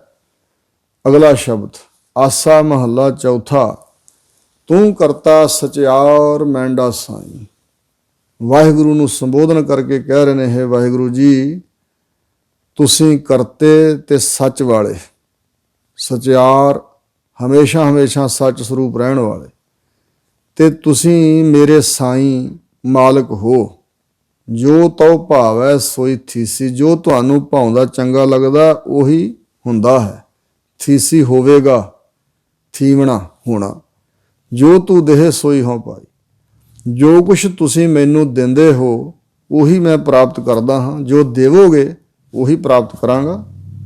ਰਹਾਓ ਸਭ ਤੇਰੀ ਤੂੰ ਸਭ ਨੇ ਧਿਆਇਆ। ਸਾਰੀ ਸ੍ਰਿਸ਼ਟੀ ਕੁਦਰਤ ਇਹ ਤੁਹਾਡੀ ਹੈ ਤੇ ਸਾਰੇ ਤੁਹਾਨੂੰ ਹੀ ਧਿਆਉਂਦੇ ਨੇ। ਤੂੰ ਸਭ ਨੇ ਧਿਆਇਆ ਭਾਵ ਤੈਨੂੰ ਆਪ ਜੀ ਨੂੰ ਸਾਰਿਆਂ ਨੇ ਧਿਆਉਣਾ ਹੋਇਆ। ਸਾਰੇ ਤੁਹਾਡਾ ਹੀ ਧਿਆਨ ਧਰ ਰਹੇ ਨੇ। ਜਿਸਨੂੰ ਕਿਰਪਾ ਕਰਹਿ ਤਿਨ ਨਾਮ ਰਤਨ ਪਾਇਆ। ਜਿਸ ਜੀਵ ਦੇ ਉੱਪਰ ਤੁਸੀਂ ਆਪਣੀ ਕਿਰਪਾ ਦ੍ਰਿਸ਼ਟੀ ਬਣਾਉਂਦੇ ਹੋ, ਦਇਆ ਦੇ ਘਰ ਵਿੱਚ ਆਉਂਦੇ ਹੋ, ਤੁਠਦੇ ਹੋ, ਉਹਨਾਂ ਨੇ ਤੁਹਾਡੇ ਨਾਮ ਰੂਪੀ ਰਤਨ ਨੂੰ ਪ੍ਰਾਪਤ ਕੀਤਾ ਹੈ। ਰਤਨਾ ਜਿਸ ਨੂੰ ਪ੍ਰਾਪਤ ਕਰਕੇ ਹੋਰ ਕਿਸੇ ਚੀਜ਼ ਨਾਲ ਫਿਰ ਪ੍ਰੀਤ ਨਹੀਂ ਰਹਿ ਜਾਂਦੀ, ਐਸਾ ਨਾਮ ਰਤਨ ਉਹਨਾਂ ਨੇ ਤੁਹਾਡੇ ਪਾਸੋਂ ਪ੍ਰਾਪਤ ਕੀਤਾ। ਜਿਵੇਂ ਸ਼੍ਰੀ ਗੁਰੂ ਅਰਜਨ ਦੇਵ ਮਹਾਰਾਜ ਕਹਿੰਦੇ ਨੇ, ਹਮ ਤਨਵੰਤ ਭਾਗਠ ਸਚ ਨਾਏ। ਹਰ ਗੁਣ ਗਾਵਹਿ ਸਹਿਜ ਸੁਭਾਏ। ਰਤਨ ਲਾਲ ਜਾ ਕਾ ਕਛੂ ਨ ਮੋਲ। ਭਰੇ ਭੰਡਾਰ ਅਖੂਟ ਅਤੋਲ। ਸੋ ਇਸ ਪ੍ਰਕਾਰ ਰਤਨ ਜਿਵੇਂ ਹਰ ਨਾਮ ਸਤ ਸੰਤੋਖ ਗਿਆਨ। ਐਸਾ ਨਾਮ ਰਤਨ ਨਿਧ ਮੇਰਾ। ਸੋ ਇਸ ਪ੍ਰਕਾਰ ਸਭ ਤੋਂ ਵੱਡਾ ਰਤਨ ਤਾਂ ਵਾਹਿਗੁਰੂ ਜੀ ਦਾ ਨਾਮ ਹੀ ਹੈ। ਜਿਵੇਂ ਭਾਈ ਮਰਦਾਨਾ ਜੀ ਨੂੰ ਸ੍ਰੀ ਗੁਰੂ ਨਾਨਕ ਦੇਵ ਮਹਾਰਾਜ ਨੇ ਇੱਕ ਲਾਲ ਹੀਰਾ ਰਤਨ ਦੇ ਕੇ ਭੇਜਿਆ ਸੀ। ਪਟਨੇ ਦੀ ਗੱਲ ਹੈ, ਪਟਨਾ ਨਗਰ ਜੋ ਹੈ, ਜਿਸ ਦੇ ਪਹਿਲਾਂ ਇਤਿਹਾਸ ਵਿੱਚ ਕਈ ਨਾਮ ਪਏ, ਪਾਟਲੀ ਪੁੱਤਰ ਆਦਿਕ। ਤਾਂ ਹਜ਼ੂਰ ਨੇ ਕਿਹਾ ਜਾ ਇਹਦਾ ਮੁੱਲ ਪਵਾ ਗਿਆ। ਤਾਂ ਫਿਰ ਸਾਲਸਰਾਏ ਜੌਹਰੀ ਨੇ ਉਸ ਹੀਰੇ ਦੇ ਦਰਸ਼ਨ ਕਰਕੇ ਨਮਸਕਾਰ ਕੀਤੀ ਤੇ 100 ਰੁਪਈਆ ਆਪਣੇ ਵੱਲੋਂ ਭੇਟਾ ਭੇਜਿਆ। ਜਦੋਂ ਭਾਈ ਮਰਦਾਨਾ ਜੀ ਲੈ ਕੇ ਆਏ ਤੇ ਸਤਿਗੁਰੂ ਜੀ ਕਹਿੰਦੇ ਜਾਂ ਇਹਨੂੰ ਵੇਚ ਕੇ ਆ ਤੇ ਫਿਰ ਪੈਸੇ ਲਿਆ। ਉਸ ਤਰ੍ਹਾਂ ਹੀ ਪੈਸੇ ਲਏ, ਰਤਨ ਵੀ ਵਾਪਸ ਮੋੜ ਲਿਆਂਦਾ। ਤਾਂ ਉਹ ਕਹਿੰਦਾ ਜੀ ਜੌਹਰੀ ਸਾਹਿਬ ਕਹਿੰਦੇ ਮੇਰੇ ਕੋਲ ਦੀ ਕੀਮਤ ਨਹੀਂ ਤੇ ਮੈਂ ਇਸ ਰਤਨ ਨੂੰ ਨਮਸਕਾਰ ਕਰਦਾ, ਭੇਟਾ ਰੱਖਦਾ 100 ਰੁਪਈਆ। ਫਿਰ ਜਦੋਂ ਸਤਿਗੁਰਾਂ ਨੇ ਵਾਪਸ ਮੋੜਿਆ ਸੀ ਬਾਰ-ਬਾਰ, ਤਾਂ ਫਿਰ ਉਹ ਸਾਲਸਰਾਏ ਆਪ ਚੱਲ ਕੇ ਆਇਆ ਤੇ ਸਤਿਗੁਰਾਂ ਦੇ ਫਿਰ ਦਰਸ਼ਨ ਕੀਤੇ ਸੀ। ਸੋ ਇਸ ਪ੍ਰਕਾਰ ਉੱਥੇ ਸਤਿਗੁਰਾਂ ਚਰਨ ਪਾਏ। ਫਿਰ ਨੌਵੇਂ ਪਾਤਸ਼ਾਹ ਉੱਥੇ ਹੀ ਗਏ ਤੇ ਉੱਥੇ ਸ਼੍ਰੀ ਗੁਰੂ ਗੋਬਿੰਦ ਸਿੰਘ ਮਹਾਰਾਜ ਦਾ ਅਵਤਾਰ ਹੋਇਆ ਹੈ। ਇਸ ਪ੍ਰਕਾਰ ਇਹ ਵਾਹਿਗੁਰੂ ਦਾ ਨਾਮ ਹਜ਼ੂਰ ਨੇ ਦਰਸਾਇਆ ਸੀ ਕਿ ਮਰਦਾਨਿਆਂ ਇਹ ਹੋਰ ਲਾਲ ਤੇ ਰਤਨ ਆਦਿਕ ਨਹੀਂ, ਇਹ ਪਰਮੇਸ਼ਰ ਦਾ ਨਾਮ ਹੈ ਤੇ ਦਾਸੇ ਵੇਚਣਾ ਹੀ। ਫਿਰ ਭਾਈ ਮਰਦਾਨਾ ਜੀ ਕਹਿਣ ਲੱਗੇ ਨਹੀਂ ਮਹਾਰਾਜ, ਨਾਮ ਤਾਂ ਨਹੀਂ ਮੈਂ ਵੇਚਣਾ। ਸੋ ਇਸ ਤਰ੍ਹਾਂ ਇਹਦੀ ਕੋਈ ਕੀਮਤ ਨਹੀਂ ਹੈ ਤੇ ਨਾ ਇਹ ਵੇਚਿਆ ਜਾ ਸਕਦਾ, ਨਾ ਖਰੀਦਿਆ ਜਾ ਸਕਦਾ। ਗੁਰਮੁਖ ਲਾਧਾ ਮਨਮੁਖ ਗਵਾਇਆ। ਇਹ ਕਿਵੇਂ ਪ੍ਰਾਪਤ ਹੁੰਦਾ ਜੀ? ਹਜ਼ੂਰ ਕਹਿੰਦੇ ਨਾਮ ਰੂਪੀ ਰਤਨ ਹੀਰਾ ਜੋ ਗੁਰਾਂ ਦੇ ਸਨਮੁਖ ਹੋ ਕੇ ਚੱਲੇ, ਗੁਰਾਂ ਦੇ ਆਖੇ ਲੱਗ ਕੇ ਚੱਲੇ, ਗੁਰੂ ਦੇ ਬਚਨਾਂ ਨੂੰ ਮੁੱਖ ਰੱਖਿਆ, ਉਹਨਾਂ ਨੇ ਲਾਧਾ ਲੱਧਿਆ ਹੈ, ਪ੍ਰਾਪਤ ਕੀਤਾ ਹੈ ਤੇ ਮਨਮੁਖ ਗਵਾਇਆ। ਮਨ ਦੇ ਪਿੱਛੇ ਲੱਗਣ ਵਾਲਿਆਂ ਨੇ, ਮਨ ਦੀ ਮਰਜ਼ੀ ਕਰਨ ਵਾਲਿਆਂ ਨੇ, ਗੁਰਾਂ ਦਾ ਉਪਦੇਸ਼ ਨਾ ਮੰਨਣ ਵਾਲਿਆਂ ਨੇ ਗਵਾ ਲਿਆ ਹੈ। ਤੁਧ ਆਪ ਵਿਛੋੜਿਆ ਆਪ ਮਿਲਾਇਆ ਹੈ। ਵਾਹਿਗੁਰੂ ਜੀ ਜਿਨ੍ਹਾਂ ਨੂੰ ਵਿਛੋੜਿਆ ਤੁਸੀਂ ਆਪ ਹੀ ਵਿਛੋੜਿਆ, ਜਿਨ੍ਹਾਂ ਨੂੰ ਮਿਲਾਇਆ ਤੁਸੀਂ ਮਿਲਾਇਆ। ਭਾਵ ਜੀਵ ਹੰਗਤਾ ਨਾ ਕਰੇ ਵੀ ਫਲਾਣਾ ਵਿਛੜਿਆ ਤੇ ਮੈਂ ਮਿਲ ਪਿਆ ਹਾਂ। ਸੋ ਇਸ ਪ੍ਰਕਾਰ ਮਹਾਰਾਜ ਅਕਾਲ ਪੁਰਖ ਜੀ ਤੁਸੀਂ ਆਪ ਹੀ ਜੀਆਂ ਦੇ ਕਰਮਾਂ ਮੁਤਾਬਕ ਉਹਨਾਂ ਨੂੰ ਵਿਛੋੜ ਦਿੰਦੇ ਹੋ, ਆਪ ਹੀ ਕਰਮਾਂ ਮੁਤਾਬਕ ਫਿਰ ਮਿਲਾ ਲੈਂਦੇ। ਬਖਸ਼ਿਸ਼ ਤਾਂ ਤੁਹਾਡੀ, ਹੁਕਮ ਤਾਂ ਤੁਹਾਡਾ ਹੀ ਵਰਤ ਰਿਹਾ। ਤੂੰ ਦਰਿਆਓ ਸਭ ਤੁਝ ਹੀ ਮਾਹੇ। ਪਿਛਲੀ ਪੰਕਤੀ ਦਾ ਇਹ ਵੀ ਅਰਥ ਬਣਦਾ ਕਿ ਤੁਸੀਂ ਆਪ ਹੀ ਇਕਨਾਂ ਨੂੰ ਸਤਸੰਗਤ ਤੋਂ ਵਿਛੋੜ ਕੇ ਮਨਮੁਖ ਬਣਾਉਣਤਾ, ਇਕਨਾਂ ਨੂੰ ਗੁਰਮੁਖਾਂ ਦੀ ਸੰਗਤ 'ਚ ਮਿਲਾ ਕੇ ਸਤਸੰਗਤ ਵਿੱਚ ਤੇ ਗੁਰਮੁਖ ਬਣਾਉਣਤਾ। ਤੂੰ ਦਰਿਆਓ ਸਭ ਤੁਝ ਹੀ ਮਾਹੇ। ਤੁਸੀਂ ਮਾਰੇ ਬਹੁਤ ਵੱਡੇ ਦਰਿਆ ਹੋ। ਜਿਵੇਂ ਬਚਨ ਤੂੰ ਮੇਰਾ ਤਰੰਗ ਹਮ ਮੀਨ ਤੁਮਾਰੇ। ਤੁਸੀਂ ਮੇਰਾ ਤਰੰਗਾਂ ਵਾਲਾ, ਲਹਿਰਾਂ ਵਾਲਾ ਬਹੁਤ ਵੱਡਾ ਦਰਿਆ ਸਮੁੰਦਰ ਹੋ, ਤੇ ਅਸੀਂ ਮਹਾਰਾਜ ਸਾਡਾ ਮਨ ਹੈ ਜਿਹੜਾ ਮੱਛ ਬਣਿਆ ਹੋਇਆ। ਸੋ ਇਸ ਪ੍ਰਕਾਰ ਤੁਸੀਂ ਦਰਿਆ ਹੋ, ਤੇ ਜਿਵੇਂ ਦਰਿਆ ਦੇ ਵਿੱਚ ਅਨੇਕਾਂ ਜੀਵ ਜੰਤ ਹੁੰਦੇ ਨੇ, ਸਭ ਕੁਝ ਤੁਹਾਡੇ ਵਿੱਚ ਹੀ ਹੈ ਸੱਚੇ ਪਾਤਸ਼ਾਹ। ਤੁਝ ਬਿਨ ਦੂਜਾ ਕੋਈ ਨਾ ਹੈ, ਤੁਹਾਡੇ ਤੋਂ ਬਗੈਰ, ਤੁਹਾਡੀ ਸੱਤਾ ਤੋਂ ਬਗੈਰ ਤੇ ਹੋਰ ਦੂਜਾ ਕੋਈ ਹੈ ਹੀ ਨਹੀਂ। ਇਹ ਤਾਂ ਬ੍ਰਹਮ ਗਿਆਨ ਦੀ ਅਵਸਥਾ ਹੈ ਨਾ, ਜਿੱਥੇ ਦੂਜਾ ਕੋਈ ਦਿਖਾਈ ਨਹੀਂ ਦਿੰਦਾ। ਜਿੱਧਰ ਦੇਖਤਾ ਹੂੰ ਉਧਰ ਤੂੰ ਹੀ ਤੂੰ, ਨਾ ਤੇਰੀ ਸੀ ਰੰਗਤ ਨਾ ਤੇਰੀ ਸੀ ਬੂ। ਜਿਵੇਂ ਭਾਈ ਨੰਦ ਲਾਲ ਜੀ ਨੇ ਕਿਹਾ ਹੈ, ਰੂਹ ਦਰ ਹਰ ਜਿਸਮ ਗੁਰੂ ਗੋਬਿੰਦ ਸਿੰਘ, ਨੂਰ ਦਰ ਹਰ ਚਸ਼ਮ ਗੁਰੂ ਗੋਬਿੰਦ ਸਿੰਘ। ਕਹਿੰਦੇ ਹਰੇਕ ਅੱਖ ਵਿੱਚ ਜੋ ਨੂਰ ਪ੍ਰਕਾਸ਼ ਹੈ, ਗੁਰੂ ਗੋਬਿੰਦ ਸਿੰਘ ਮਹਾਰਾਜ ਦਿਖਾਈ ਦੇ ਰਹੇ ਨੇ। ਹਰ ਸਰੀਰ ਵਿੱਚ ਜਿਹੜੀ ਰੂਹ ਹੈ, ਮੈਨੂੰ ਗੁਰੂ ਗੋਬਿੰਦ ਸਿੰਘ ਮਹਾਰਾਜ ਦਿਸਦੇ ਨੇ। ਜਿਵੇਂ ਭਾਈ ਕਨ੍ਹਈਆ ਜੀ ਇਤਿਆਦਿਕ, ਜਿਵੇਂ ਨਾਮਦੇਵ ਜੀ ਰੋਜ਼ ਪ੍ਰਸ਼ਾਦੇ ਚੋਪੜ ਕੇ ਅਰਦਾਸ ਕਰਦੇ ਸੀ, ਤੇ ਕੁੱਜਾ ਲੈਣ ਅੰਦਰ ਗਏ ਤਾਂ ਇੱਕ ਕੂਕਰ ਸੀ ਦਰਵੇਸ਼, ਉਹ ਪ੍ਰਸ਼ਾਦੇ ਲੈ ਕੇ ਦੌੜਿਆ। ਨਾਮਦੇਵ ਜੀ ਉਹਦੇ ਵਿੱਚ ਹੀ ਪਰਮੇਸ਼ਰ ਦੀ ਜੋਤ ਨੂੰ ਸਮਝ ਕੇ ਕੁੱਜਾ ਲੈ ਕੇ ਮਗਰ ਦੌੜ ਜਾਣ, ਘਿਓ ਵਾਲਾ ਕੁੱਜਾ। ਇੱਕ ਥਾਂ ਜਾ ਕੇ ਫਿਰ ਉਹ ਕੂਕਰ ਖਲੋ ਗਿਆ, ਤੇ ਵਾਹਿਗੁਰੂ ਜੀ ਪ੍ਰਗਟ ਹੋ ਕੇ ਕਹਿਣ ਲੱਗੇ, ਨਾਮਦੇਵ ਤੂੰ ਬੜਾ ਤੰਗ ਕੀਤਾ। ਨਾਮਦੇਵ ਜੀ ਕਹਿਣ ਲੱਗੇ, ਮਹਾਰਾਜ ਤੰਗ ਮੈਂ ਕੀਤਾ ਕਿ ਤੁਸੀਂ? ਮੈਂ ਰੋਜ਼ ਹੀ ਤੁਹਾਨੂੰ ਚੋਪੜ ਕੇ ਪ੍ਰਸ਼ਾਦੇ ਛਕਾਉਣਾ, ਅੱਜ ਤੁਸੀਂ ਕੋਈ ਚੋਰ ਹੋ ਵੀ ਸੁੱਕੇ ਪ੍ਰਸ਼ਾਦੇ ਲੈ ਕੇ ਦੌੜ ਪਏ, ਤੇ ਮੇਰੀ ਭਾਵਨਾ ਅਧੂਰੀ ਰਹਿ ਜਾਣੀ ਸੀ, ਤੇ ਮੈਂ ਤੁਹਾਨੂੰ ਚੋਪੜ ਕੇ ਛਕਾਉਣੇ ਸੀ। ਮੈਨੂੰ ਸਾਹ ਚੜਿਆ ਹੋਇਆ, ਕੋਈ ਵੱਟ ਬੰਨਾ ਰਹਿ ਖੜਾ ਨਹੀਂ, ਤੁਸੀਂ ਵੇਖਿਆ, ਤੇ ਸੁੱਕੇ ਪ੍ਰਸ਼ਾਦੇ ਲੈ ਕੇ ਦੌੜ ਪਏ। ਤਾਂ ਉਸ ਵੇਲੇ ਵਾਹਿਗੁਰੂ ਜੀ ਨੇ ਨਾਮਦੇਵ ਜੀ ਨੂੰ ਛਾਤੀ ਨਾਲ ਲਾ ਕੇ ਕਿਹਾ, ਨਾਮਦੇਵ ਤੂੰ ਕੁੱਤਿਆਂ ਬਿੱਲਿਆਂ ਵਿੱਚ ਵੀ ਮੈਨੂੰ ਤੱਕਿਆ। ਤਾਂ ਨਾਮਦੇਵ ਜੀ ਕਹਿਣ ਲੱਗੇ, ਤੁਹਾਡੇ ਤੋਂ ਬਗੈਰ ਹੋਰ ਕੋਈ ਦਿਖਾਈ ਦਿੰਦਾ ਹੀ ਨਹੀਂ, ਹਰ ਥਾਂ ਤੁਸੀਂ ਹੀ ਸਮਾਏ ਹੋਏ ਹੋ। ਇਸ ਪ੍ਰਕਾਰ ਸੱਚੇ ਪਾਤਸ਼ਾਹ ਤੁਹਾਡੇ ਤੋਂ ਬਗੈਰ ਹੋਰ ਦੂਜਾ ਕੋਈ ਨਹੀਂ ਹੈ। ਜੀ ਜੰਤ ਸਭ ਤੇਰਾ ਖੇਲ। ਇਹ ਜਿਹੜੇ ਜੀ ਵੱਡੇ ਜੰਤ ਛੋਟੇ, ਸਾਰਾ ਸੰਸਾਰ ਦਿਖਾਈ ਦੇ ਰਿਹਾ, ਇਹ ਤਾਂ ਤੁਹਾਡਾ ਸਾਰਾ ਇੱਕ ਖੇਲ ਹੈ, ਤੁਸੀਂ ਹੀ ਤੁਸੀਂ ਹੋ। ਇਹ ਸਭ ਖੇਲ ਤਮਾਸ਼ਾ ਧੁੰਦੂਕਾਰ, ਇਹ ਤਾਂ ਤੁਸੀਂ ਇੱਕ ਬਾਜੀਗਰ, ਇੱਕ ਬਾਜੀ ਪਾਈ, ਨਾਨਾ ਰੂਪ ਭੇਖ ਦਿਖਲਾਈ, ਸਵਾਂਗ ਉਤਾਰ ਥੰਮਿਓ ਪਸਾਰਾ, ਤਬ ਏਕੋ ਏਕ ਓੰਕਾਰ। ਕਵਨ ਰੂਪ ਦ੍ਰਿਸ਼ਟਿਓ ਬਿਨਸਾਇਓ, ਕਤਹਿ ਗਇਓ ਉਹ ਕਤ ਤੇ ਆਇਓ। ਜਲ ਤੇ ਉਠੈ ਅਨਕ ਤਰੰਗਾ, ਕਨਕ ਭੂਖਨ ਕੀਨੇ ਬਹੁ ਰੰਗਾ। ਬੀਜ ਬੀਜ ਦੇਖਿਓ ਬਹੁ ਪ੍ਰਕਾਰਾ, ਫਲ ਪਾਕੇ ਤੇ ਏਕ ਓੰਕਾਰਾ। ਇਸ ਤਰ੍ਹਾਂ ਸਾਰੀ ਇਸ ਕੁਦਰਤ ਵਿੱਚ ਤੁਸੀਂ ਸਮਾਏ ਹੋਏ ਹੋ ਮਹਾਰਾਜ। ਇਹ ਤਾਂ ਤੁਹਾਡਾ ਇੱਕ ਖੇਲ ਹੈ। ਜਿਵੇਂ ਕੋਈ ਤਮਾਸ਼ੇ ਪਾਉਣ ਵਾਲੇ ਬਾਜੀਗਰ ਲੋਕ ਜੋੜ ਮੇਲਿਆਂ 'ਤੇ ਜਾ ਕੇ ਤਮਾਸ਼ੇ ਪਾ ਵਿਖਾਉਂਦੇ ਨੇ, ਤੇ ਹੁੰਦਾ ਤਾਂ ਇੱਕ ਹੀ ਅੰਦਰ ਬੰਦਾ, ਪਰ ਉਹ ਕਨਾਤ ਤਾਣੀ ਹੋਣ ਕਰਕੇ ਤੇ ਅੰਦਰੋਂ ਵੱਖਰੇ ਵੱਖਰੇ ਲਿਬਾਸ ਬਣਾ ਕੇ ਬਾਹਰ ਆਉਂਦਾ, ਤਾਂ ਅਣਜਾਣ ਜਿਹੜੇ ਬੱਚੇ ਹਨ ਉਹਨਾਂ ਦੀ ਨਜ਼ਰ ਭੁਲੇਖਾ ਖਾ ਕੇ ਸਮਝਦੀ ਅਨੇਕਾਂ ਬੰਦੇ ਨੇ, ਪਰ ਹੁੰਦਾ ਤਾਂ ਇੱਕ ਹੀ ਆ। ਇਸੇ ਤਰ੍ਹਾਂ ਜਿਹੜਾ ਸੰਸਾਰ ਸਭ ਖੇਲ ਤਮਾਸ਼ਾ ਤੇਰੀ ਵਡਿਆਈ। ਇਹ ਵਾਹਿਗੁਰੂ ਜੀ ਤਮਾਸ਼ਾ ਤੁਹਾਡਾ ਹੈ। ਸਾਰੇ ਜੀਅ ਜੰਤ ਜੋ ਵੱਖਰੇ ਵੱਖਰੇ ਭਿੰਨ ਭਿੰਨ ਦਿਖਾਈ ਦੇ ਰਹੇ ਨੇ। ਵਿਜੋਗ ਮਿਲ ਵਿਛੜਿਆ ਸੰਜੋਗੀ ਮੇਲ। ਵਾਹਿਗੁਰੂ ਜੀ ਦੀ ਜਿਹੜੀ ਵਿਜੋਗ ਸੱਤਾ ਹੈ, ਜਦੋਂ ਕਰਮ ਵਿਜੋਗ ਵਾਲੇ ਪ੍ਰਬਲ ਹੋ ਜਾਣ ਤਾਂ ਉਦੋਂ ਜੀਵ ਵਿਛੜ ਜਾਂਦਾ ਹੈ। ਵਿਜੋਗ ਸੱਤਾ ਨਾਲ ਮਿਲ ਕੇ ਜੀਵ ਵਿਛੜਿਆ ਸੰਜੋਗੀ ਮੇਲ। ਤੇ ਮਹਾਰਾਜ ਜਦੋਂ ਸੰਜੋਗ ਬਣਦਾ, ਪ੍ਰਬਲ ਹੁੰਦਾ, ਉਦੋਂ ਮਿਲਾਪ ਹੋ ਜਾਂਦਾ ਜੀਆਂ ਦਾ ਆਪਸ ਵਿੱਚ ਵੀ, ਪਦਾਰਥਾਂ ਨਾਲ ਵੀ, ਵਾਹਿਗੁਰੂ ਨਾਲ ਵੀ। ਜਦੋਂ ਕਰਮਾਂ ਅਨੁਸਾਰ ਸੰਜੋਗ ਮਿਲਦਾ ਉਦੋਂ ਮਿਲਾਪ ਹੁੰਦਾ, ਤੇ ਜਦੋਂ ਵਿਜੋਗ ਸੱਤਾ ਨਾਲ ਜੀਵ ਮਿਲਦਾ ਉਦੋਂ ਵਿਛੋੜਾ ਪੈ ਜਾਂਦਾ। ਜਿਸਨੂੰ ਤੂੰ ਜਾਣ ਆਏ ਸੋਈ ਜਨ ਜਾਣ। ਜਿਸ ਦੇ ਤਾਈਂ ਤੁਸੀਂ ਜਣਾਉਂਦੇ ਹੋ, ਜਿਸ ਦੇ ਹਿਰਦੇ ਅੰਦਰ ਚਾਨਣ ਪ੍ਰਕਾਸ਼ ਕਰ ਦਿੰਦੇ ਹੋ, ਉਹੀ ਕੁਛ ਜਾਣਦਾ।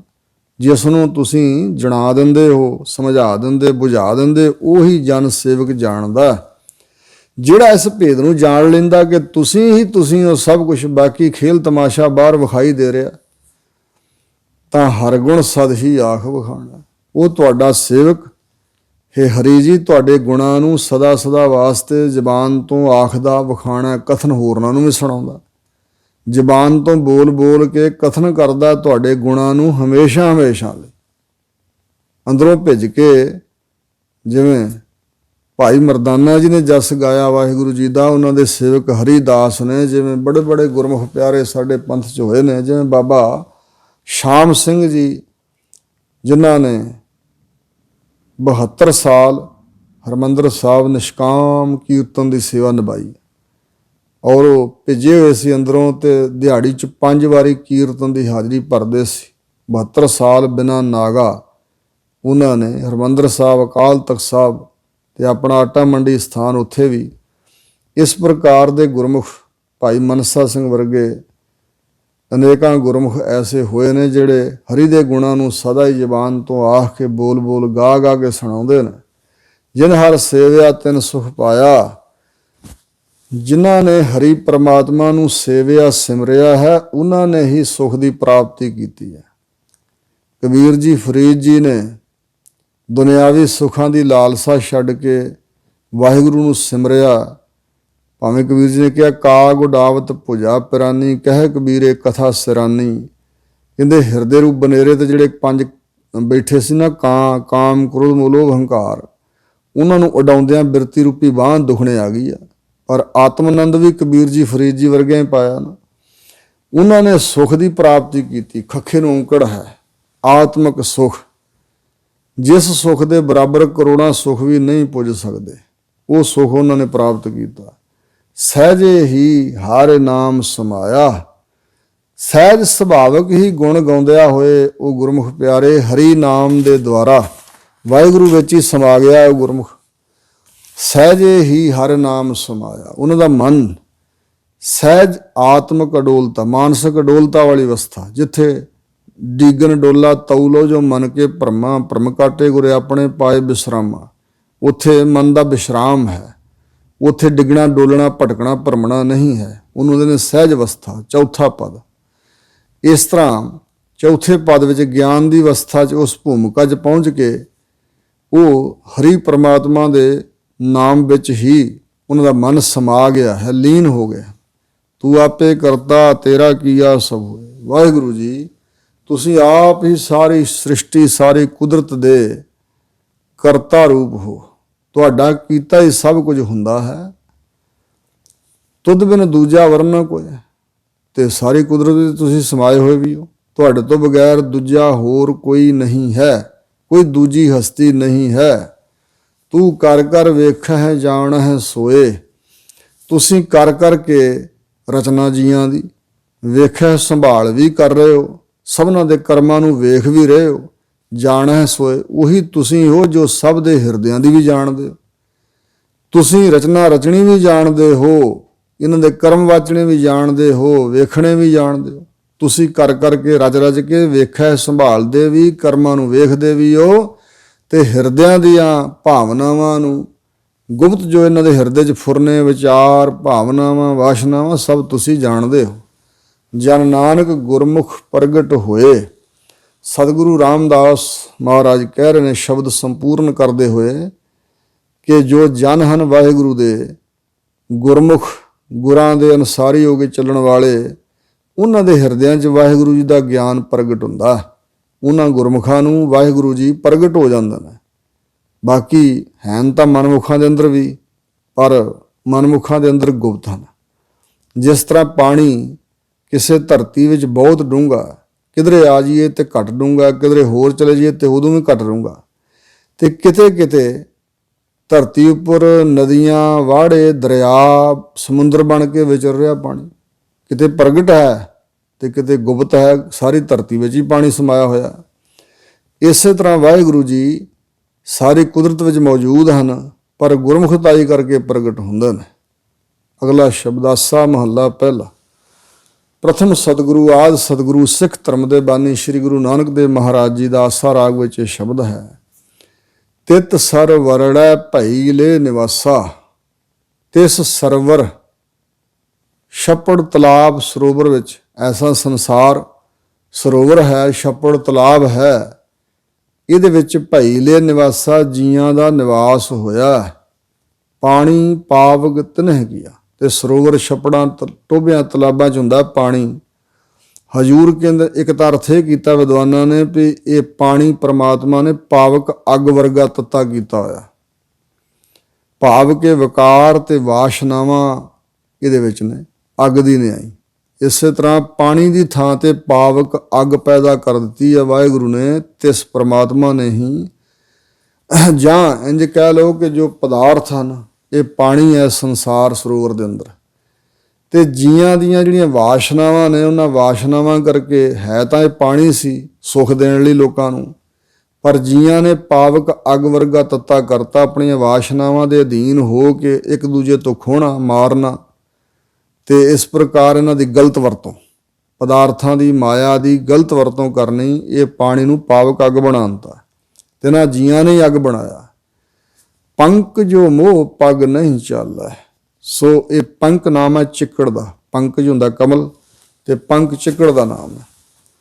ਜਿਹੜਾ ਮੋਹ ਹੈ ਸੰਸਾਰ ਦੇ ਅੰਦਰ, ਇਹ ਚਿੱਕੜ ਬਣਿਆ ਹੋਇਆ ਹੈ ਇਸ ਟੋਭੇ ਦੇ ਅੰਦਰ, ਇਸ ਛੱਪੜ ਦੇ ਅੰਦਰ ਇਹ ਪੰਕ ਚਿੱਕੜ ਬਣ ਗਿਆ ਮੋਹ ਦਾ।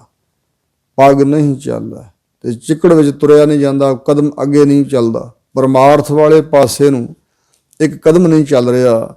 ਹਮ ਦੇਖਾ ਤਹਿ ਡੂਬੀ ਜਲੇ, ਜਦੋਂ ਹਮ ਦਾ ਅਰਥ ਤਮਾਮ ਵੀ ਹੈ ਤੇ ਤਮਾਮ ਵੇਖੇ ਹਨ ਇਹਦੇ ਵਿੱਚ ਡੁੱਬਦੇ ਹੋਏ, ਜਾਂ ਹਮ ਦੇਖਾ ਅਸੀਂ ਦੇਖਿਆ ਹੈ, ਤਹਿ ਡੂਬੀ ਜਲੇ ਸਾਰਾ ਸੰਸਾਰ, ਸਾਰੇ ਜੀਵ ਭਾਵ ਸੰਸਾਰ ਦੇ ਇਸ ਸਰੋਵਰ ਤਲਾਬ ਟੋਭੇ ਛੱਪੜ ਦੇ ਵਿੱਚ ਡੁੱਬ ਰਹੇ ਨੇ।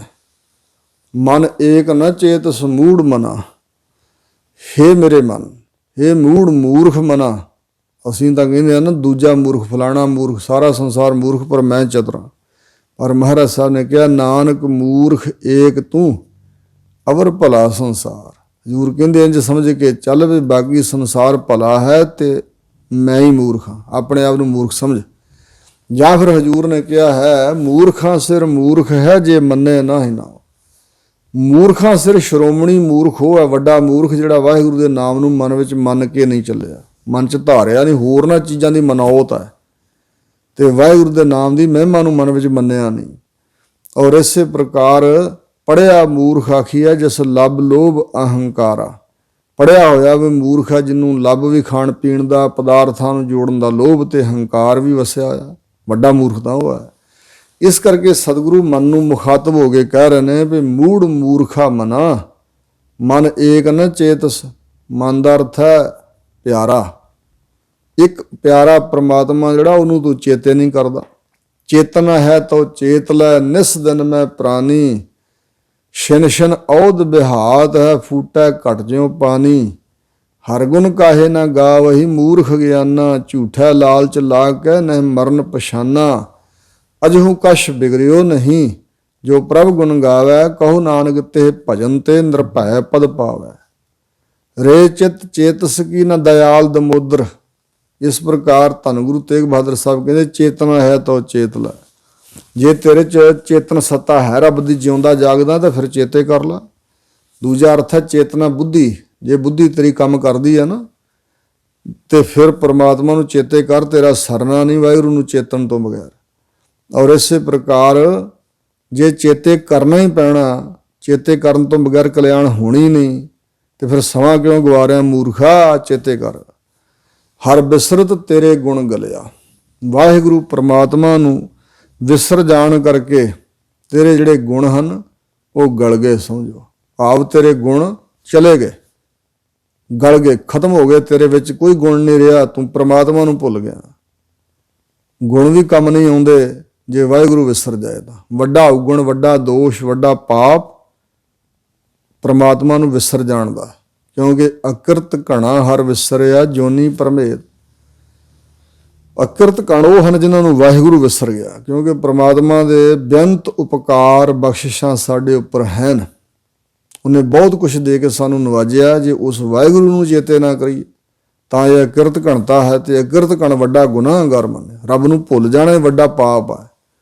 ਭਾਈ ਗੁਰਦਾਸ ਜੀ ਨੇ ਬਚਨ ਲਿਖਿਆ ਹੈ, ਨਾ ਤਿਸ ਭਾਰੇ ਪਰਬਤਾਂ ਅਸਮਾਨ ਖਹੰਦੇ। ਧਰਤੀ ਨੂੰ ਭਾਰ ਨਹੀਂ ਲੱਗਦਾ ਉਹਨਾਂ ਪਹਾੜਾਂ ਦਾ ਜਿਨ੍ਹਾਂ ਦੀਆਂ ਚੋਟੀਆਂ ਅਸਮਾਨ ਨਾਲ ਖਹਿੰਦੀਆਂ ਪਈਆਂ। ਭਾਵ ਬਹੁਤ ਉੱਚੇ ਪਹਾੜ, ਉਹਨਾਂ ਦਾ ਭਾਰ ਵੀ ਧਰਤੀ ਮਹਿਸੂਸ ਨਹੀਂ ਕਰਦੀ। ਨਾ ਤਿਸ ਭਾਰੇ ਤਰਵਰਾਂ ਫਲ ਸੁਫਲ ਫੁਲੰਦੇ। ਬਿਰਛ ਬੂਟਿਆਂ ਦਾ ਵੀ ਭਾਰ ਨਹੀਂ ਜਿਹੜੇ ਫਲਾਂ ਨਾਲ ਲੱਦੇ ਪੱਥੇ ਨੇ। ਨਾ ਤਿਸ ਭਾਰੇ ਸਾਇਰਾਂ ਨਦ ਵਾਹ ਵਹੰਦੇ। ਨਦੀਆਂ ਵਾੜੇ ਨਾਲੇ ਦਰਿਆ ਵਗਦੇ ਪਏ ਪਾਣੀ ਨਾਲ ਭਰੇ, ਇਹਨਾਂ ਦਾ ਭਾਰ ਵੀ ਧਰਤੀ ਨੂੰ ਮਹਿਸੂਸ ਨਹੀਂ ਹੁੰਦਾ। ਨਾ ਤਿਸ ਭਾਰੇ ਜੀ ਜੰਤ ਅਣਗਿਣਤ ਫਿਰੰਦੇ। ਅਣਗਿਣਤ ਜੀ ਜੰਤ ਧਰਤੀ ਤੇ ਤੁਰੇ ਫਿਰਦੇ, ਇਹਨਾਂ ਦਾ ਭਾਰ ਵੀ ਧਰਤੀ ਮਹਿਸੂਸ ਨਹੀਂ ਕਰਦੀ। ਫਿਰ ਜੀ ਭਾਰੇ ਭੋਏ ਅਕਿਰਤ ਘਣ ਮੰਦੀ ਹੂ ਮੰਦੇ। ਕਿਸੇ ਦੇ ਕੀਤੇ ਉਪਕਾਰ ਨੂੰ ਭੁੱਲ ਜਾਈਏ, ਯਾਦ ਨਾ ਕਰੀਏ, ਉਹਦੀ ਮਹਿਮਾ ਨਾ ਕਰੀਏ, ਧੰਨਵਾਦ ਨਾ ਕਰੀਏ, ਤਾਂ ਇਹ ਕਿਰਤ ਘਣਤਾ। ਤੇ ਠੀਕ ਇਸੇ ਤਰ੍ਹਾਂ ਹੀ ਪ੍ਰਮਾਤਮਾ ਨੂੰ ਭੁੱਲ ਜਾਈਏ ਤੇ ਬਹੁਤੇ ਵੱਡੇ ਕਿਰਤ ਘਣ। ਤੇ ਇਸੇ ਤਰ੍ਹਾਂ ਭਾਈ ਗੁਰਦਾਸ ਨੇ ਹੋਰ ਵੀ ਕਿਹਾ ਵੀ ਮਦ ਵਿੱਚ ਰਿੱਧਾ ਪਾਏ ਕਿ ਕੁੱਤੇ ਦਾ ਮਾਸ। ਸ਼ਰਾਬ 'ਚ ਰਿੰਨਿਆ ਹੋਇਆ ਸੀ ਕਿਸੇ ਕੁੱਤੇ ਦਾ ਮਾਸ। ਮਦ ਵਿੱਚ ਰਿੱਧਾ ਪਾਏ ਕਿ ਕੁੱਤੇ ਦਾ ਮਾਸ, ਧਰਿਆ ਮਾਨਸ ਖੋਪਰੀ ਤਿਸ ਮੰਦੀ ਵਾਸ। ਮੰਦੀ ਬਦਬੂ ਆ ਰਹੀ ਸੀ, ਮਰੇ ਬੰਦੇ ਦੀ ਖੋਪਰੀ 'ਚ ਪਾਇਆ ਹੋਇਆ ਮਾਸ। ਰੱਤੂ ਭਰਿਆ ਕੱਪੜਾ ਕਰ ਕੱਜਣ ਤਾਸ, ਖੂਨ ਨਾਲ ਲਿਬੜਿਆ ਕੱਪੜਾ ਉੱਪਰ ਦਿੱਤਾ, ਉਹਦੇ ਨਾਲ ਕੱਜਿਆ ਲਪੇਟਿਆ ਹੋਇਆ ਉਹ ਮਾਸ।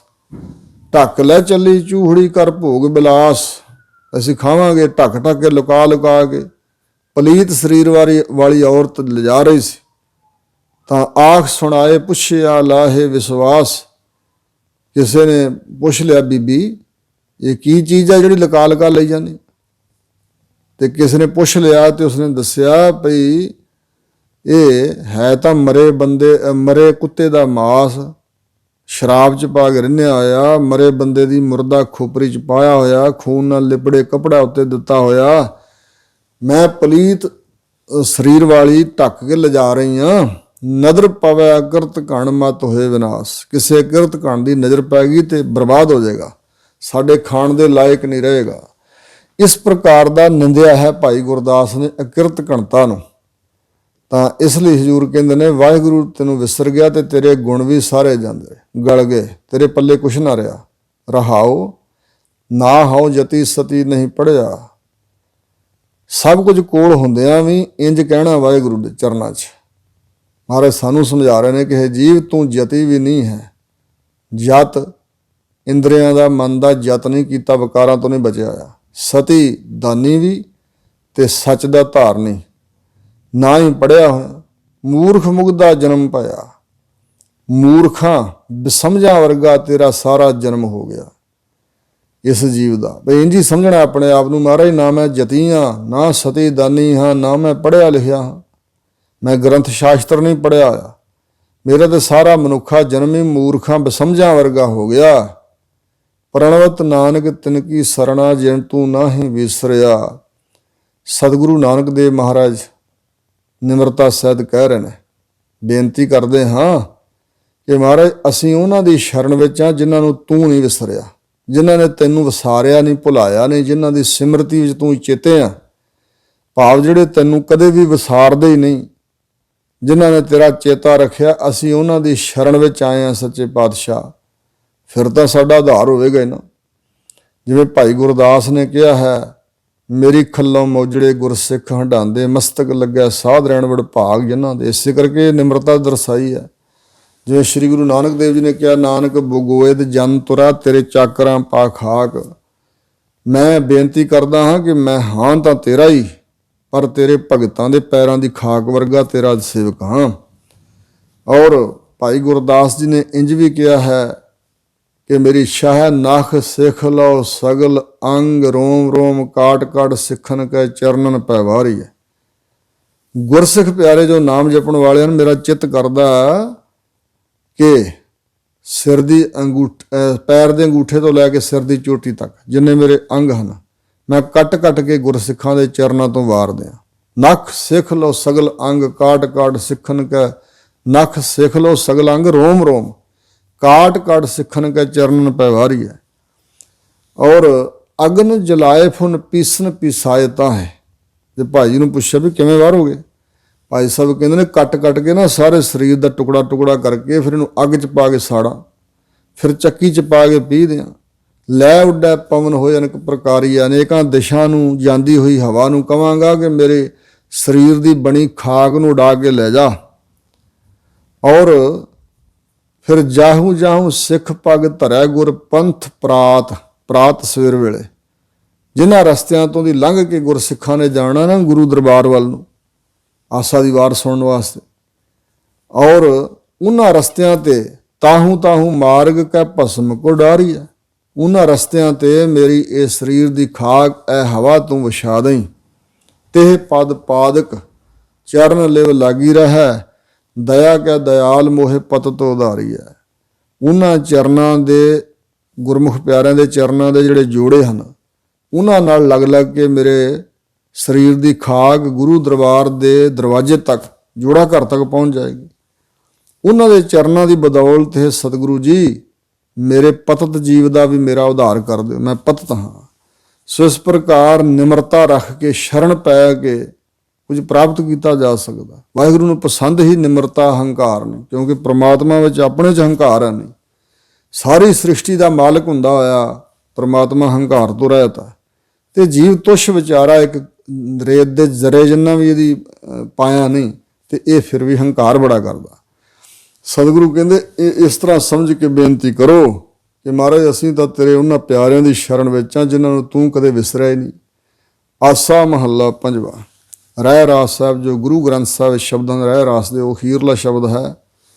ਪੰਚਮ ਪਾਤਸ਼ਾਹ ਧੰਨ ਗੁਰੂ ਅਰਜਨ ਦੇਵ ਮਹਾਰਾਜ ਜੀ ਬਚਨ ਫਰਮਾ ਰਹੇ ਨੇ, ਭਈ ਪ੍ਰਾਪਤ ਮਾਨੁਖ ਦੇਹੁਰੀਆ।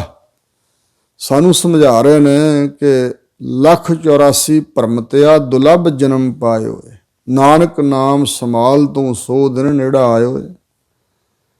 184 ਜੋਨ ਸਵਾਈ ਮਾਨਸ ਕਉ ਪ੍ਰਭ ਦੀ ਵਡਿਆਈ, ਇਸ ਪੌੜੀ ਤੇ ਜੋ ਨਰ ਚੁੱਕੈ ਸੋ ਆਏ ਜਾਏ ਦੁੱਖ ਪਾਏਦਾ। ਜਿਵੇਂ ਇੱਕ ਉਦਾਹਰਨ ਵਜੋਂ ਸਿੱਖਿਆਦਾਇਕ ਸਾਖੀ ਹੈ ਤਾਂ ਕੋਈ ਵਿਅਕਤੀ ਅੱਖਾਂ ਤੋਂ ਅੰਨਾ ਸੀ, ਸਿਰੋਂ ਗੰਜਾ ਤੇ ਜ਼ਬਾਨ ਤੋਂ ਗੂੰਗਾ ਤੇ ਹੱਥਾਂ ਤੋਂ ਟੁੰਡਾ ਸੀ। ਉਹ ਇੱਕ ਕਿਲੇ ਵਿੱਚ ਪ੍ਰਵੇਸ਼ ਹੋ ਗਿਆ। ਉਸ ਕਿਲੇ ਦੇ 84 ਦਰਵਾਜ਼ੇ ਸਨ ਤੇ ਉਹ ਆਪਣਾ ਟੁੰਡ ਕੰਧ ਨਾਲ ਲਾ ਕੇ ਨਾ, ਇੱਕ ਬਾਂਹ ਕੰਧ ਨਾਲ ਲਾ ਕੇ ਤੇ ਦਰਵਾਜ਼ਾ ਲੱਭਦਾ ਸੀ। ਦਰਵਾਜ਼ੇ ਸਾਰੇ ਹੈ ਹੀ ਬੰਦ ਸਨ, ਇੱਕ ਖੁੱਲ੍ਹਾ ਸੀ। ਜਿਸ ਵੇਲੇ ਉਹ ਆਪਣਾ ਟੁੰਡ ਕੰਧ ਨਾਲ ਲਾ ਕੇ ਘੁੰਮਦਾ ਉਹ ਬਹੁਤ ਵੱਡਾ ਕਿਲਾ ਸਾਰਾ ਘੁੰਮ ਕੇ ਖੁੱਲ੍ਹੇ ਦਰਵਾਜ਼ੇ ਕੋਲ ਆਇਆ ਤੇ ਉੱਥੇ ਉਸ ਦਰਵਾਜ਼ੇ ਤੇ ਮਖਿਆਲ ਲੱਗਾ ਹੋਇਆ ਸੀ। ਸ਼ਾਇਦ ਦਾ ਖੱਗਾ ਸੀ ਤੇ ਉੱਥੇ ਮੱਖੀਆਂ ਸਨ। ਉਹਦਾ ਟੁੰਡ ਵਿੱਚ ਵੱਜਾ ਤੇ ਉਹ ਮੱਖੀਆਂ ਉੱਡ ਕੇ ਉਹਦੇ ਗੰਜ ਤੇ ਸਿਰ ਤੇ ਬਹਿ ਗਈਆਂ ਤੇ ਦੋਵਾਂ ਬਾਹਾਂ ਨਾਲ, ਟੁੰਡਾਂ ਨਾਲ ਆਪਣੇ ਸਿਰ ਦੇ ਉੱਤੋਂ ਮੱਖੀਆਂ ਝਾੜਦਾ ਉਹ ਅਗਾਂਹ ਲੰਘ ਗਿਆ।